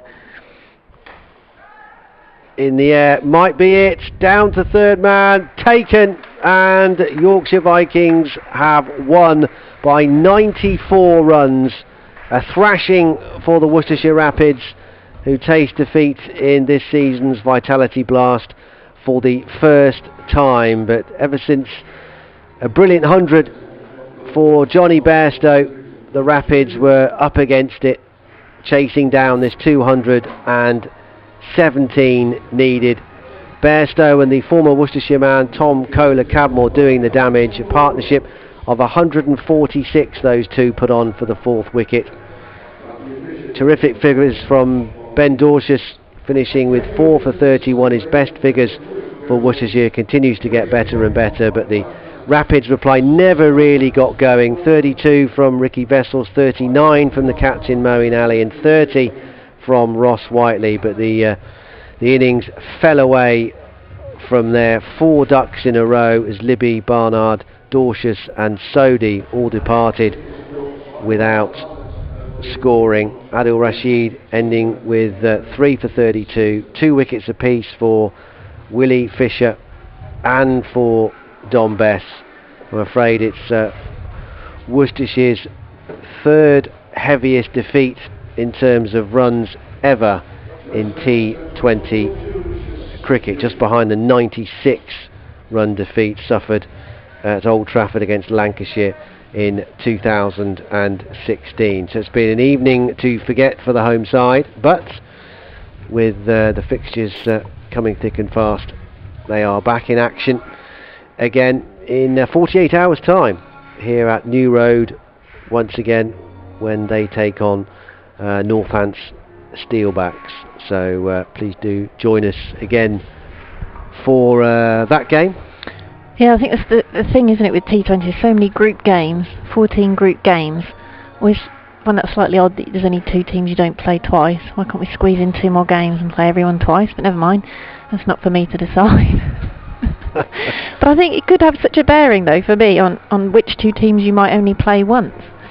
You know, if you look at some of the teams that you think, well, they're going to be up there at the top at the end, and some of the teams you might then fancy a win against a little bit more, although I think in this form of the game you never really know what's going to happen, but it could have an impact anyway.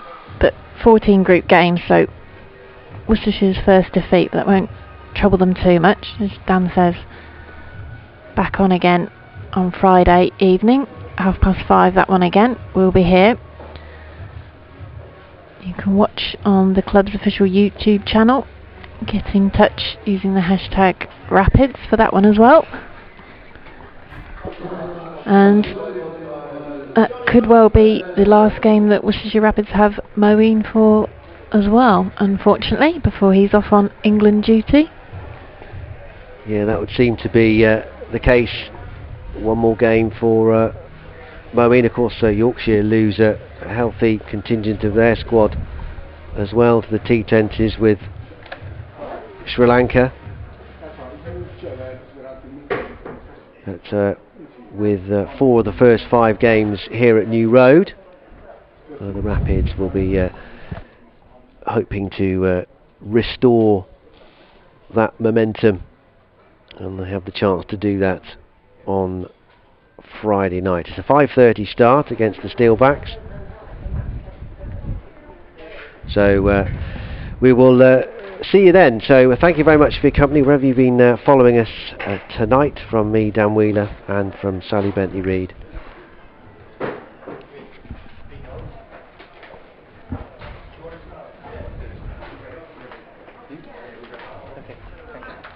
We will have another quick word with the chairman, Fanos Hire, as we promised at the halfway point. As Fanos' time with us was curtailed by a much shortened break between the innings following the injury to Johnny Bairstow. Fanos, good to see you again. Yeah, thanks, Dan. Not quite as we would have wanted tonight for the Rapids, but you've got to take your hat off to Yorkshire, haven't you, tonight? No, a brilliant performance by Yorkshire. Congratulations to them. So we'll get back to the questions that the supporters have been firing your way, Fanos, if that's okay. We talked a bit about the ticket sales and the difficulties generally with COVID that have been sort of in your in-tray, if you like. Obviously we know it's been very tough, but Guy Griffiths says, what impact will the delay in lockdown have on the club? Can the club cope financially with no increased ticket sales? Definitely we can, yes. We kind of we always assume the worst in all our forecasting, so we did assume no ticket sales. We thought that we could only just really just sort it out for members to come in. We obviously hoped that the lockdown would ease on the 21st of June. And had that had happened, then you would have had, the 3 remaining T20 games from that period onwards. They were sold out, so the quantum was very, very, very significant. You're talking about 6-figure ticket sales, and obviously booming food and drink beverages as well. So we think the quantum from the delay is probably around 150, if not 200,000, but we can cope, certainly. That's good to hear. Fanos, Cam Mosley asks, what are your thoughts on the performance in the county championship so far this season? Yeah, it's been. I think it's been clearly disappointing. I think the table never ever lies. I think often you can kind of sugarcoat it by saying 1 or 2 performances didn't go the way that you'd hoped. But I think there has been progress in red ball cricket. One of the things that the whole group looked at the end of 2019 was really just trying to address years of underperformance. The fact that you popping up and popping down divisions, losing far too many games. And I think we saw some really good progress last year in the Bob Willis Trophy, and the season this year started quite well. I suppose with 5 draws. There was one, I think, it was a kind of losing draw really, where Coxey was batting out just to kind of save that game. But I thought that the game against Warwickshire, there was clear momentum then. Had that continued, who knows whether that. I suspect the losing draw against Derbyshire, perhaps a winning draw. We viewed it, or I viewed it against Warwickshire. But then the kind of to lose 3 out of the last 4 games was undoubtedly disappointing, and it just kind of indicates that we've still got quite a long way to go. So we are disappointed in red ball cricket. We have expectations. However, whatever structure this looks at, whether the conference system continues, whether we have a Division 1 or a Division 2, we want to be in Division 1 and we want to be competing. And at the moment, clearly there's progress that's required for us to get to that level. In terms of, you mentioned the promotion and the relegation. How do you then view the new format? Do you think that's possibly going to suit Worcestershire better? Well, I mean, all the chairmen are going to have to vote on that at the end of the season, and I don't know which way that's going to go. I think there are attractiveness. There is an attractiveness in that, at the start of the season, anyone can get into that, top 2 positioning and actually win it. But it all goes down to whether or not there's a big differential between Division 1 and Division 2 cricket. I think historically there has been. We have ambition. We want to compete. We want to, raise our game, and we want to play in Division 1, or get to, the final division in the conference system. So the swings and roundabouts, I think, on either system. I mean, staying with red ball cricket, if we could just shift the focus to the overseas players. I suppose it includes the guys that come in for the T20 as well. Adam Newton's interested in your thoughts on the performance, I suppose, of Alzari Joseph, chiefly in red ball stuff, who I guess didn't have the most helpful surfaces to play on earlier on when he was here, but I was here for the Durham game, and I thought he actually, sadly for him, it was his last appearance, but he turned in his best performance. I think we've got a tremendous endeavour from Alzari. Fitted in really well. He contributed a lot to the team, off the pitch, and he tried his hardest on the pitch. I think he's young. He's still got a long way to go. He tried his hardest. I mean, we would have hoped, obviously, for more wickets, but they didn't come through for whatever reason. The wickets were very, very flat here. The two games, our first 2 games here on a very, very dry track. It was very difficult to kind of prize batsmen out. But he worked really hard, and he's got a lot of potential, and I'm sure he'll come back and maybe not here, but he'll come back and get many, many wickets in county cricket if he chooses to. Tell us about the deals. I'm fascinated the contrasting deals, I guess, for the T20 boys, because Dorcius obviously been on your radar for a while. A great coup to get him, and obviously you had to change your plans very quickly to bring in Sodhi. What were striking those 2 deals like? Yeah, Ben Dorcius was, he's been on, the cricket's run by Paul Pridgeon, who's our vice chairman, and he chairs the cricket steering group. They all get together, all the coaches, and they identify their targets, as they're doing now for next season, in terms of overseas targets, and also domestic targets as well, to improve both red ball and white ball. So Ben Dorcius was on our radar, and we kind of knew that was happening. We thought we'd got a coup, and we did have a coup with Sandeep, Sandeep Lamishane, but unfortunately he was stuck out there. So all of a sudden, your plans are in turmoil almost, and Paul worked really, really hard to get Ish over here, and Ish, many counties were after him as well, and he has fitted in, as has Ben, so well. So it was quite a coup for us to get Ish here, and I think he's a really strong addition to our team. In terms of then thinking about T20 again, what are your thoughts, Ollie Bridges asked, on the current England setup? Obviously, likely that Moeen will play his last T20 game for the Rapids on Friday, and Yorkshire will lose a handful of players, up to 5 players as well. He asked, do you feel that certain Worcestershire players are being overlooked in the T20 and the Test? Well, it's a good question for Molly.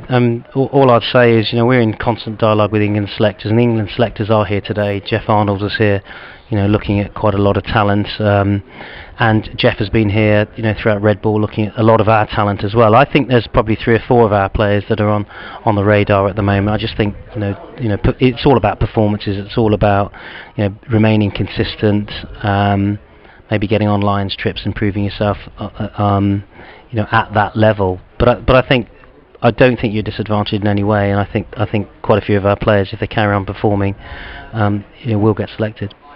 How satisfying is that for the players that, when they've been brought through the Worcestershire age groups, the Worcestershire Academy, the second, does that make it even more satisfying that they're, real Worcestershire players? Yeah, I mean, yes, I think so. I mean, one of the things that we pride ourselves on, as you know, here is the whole pathway and academy. Whether you're a young boy or a young girl, developing, so that you're, the best that you can be.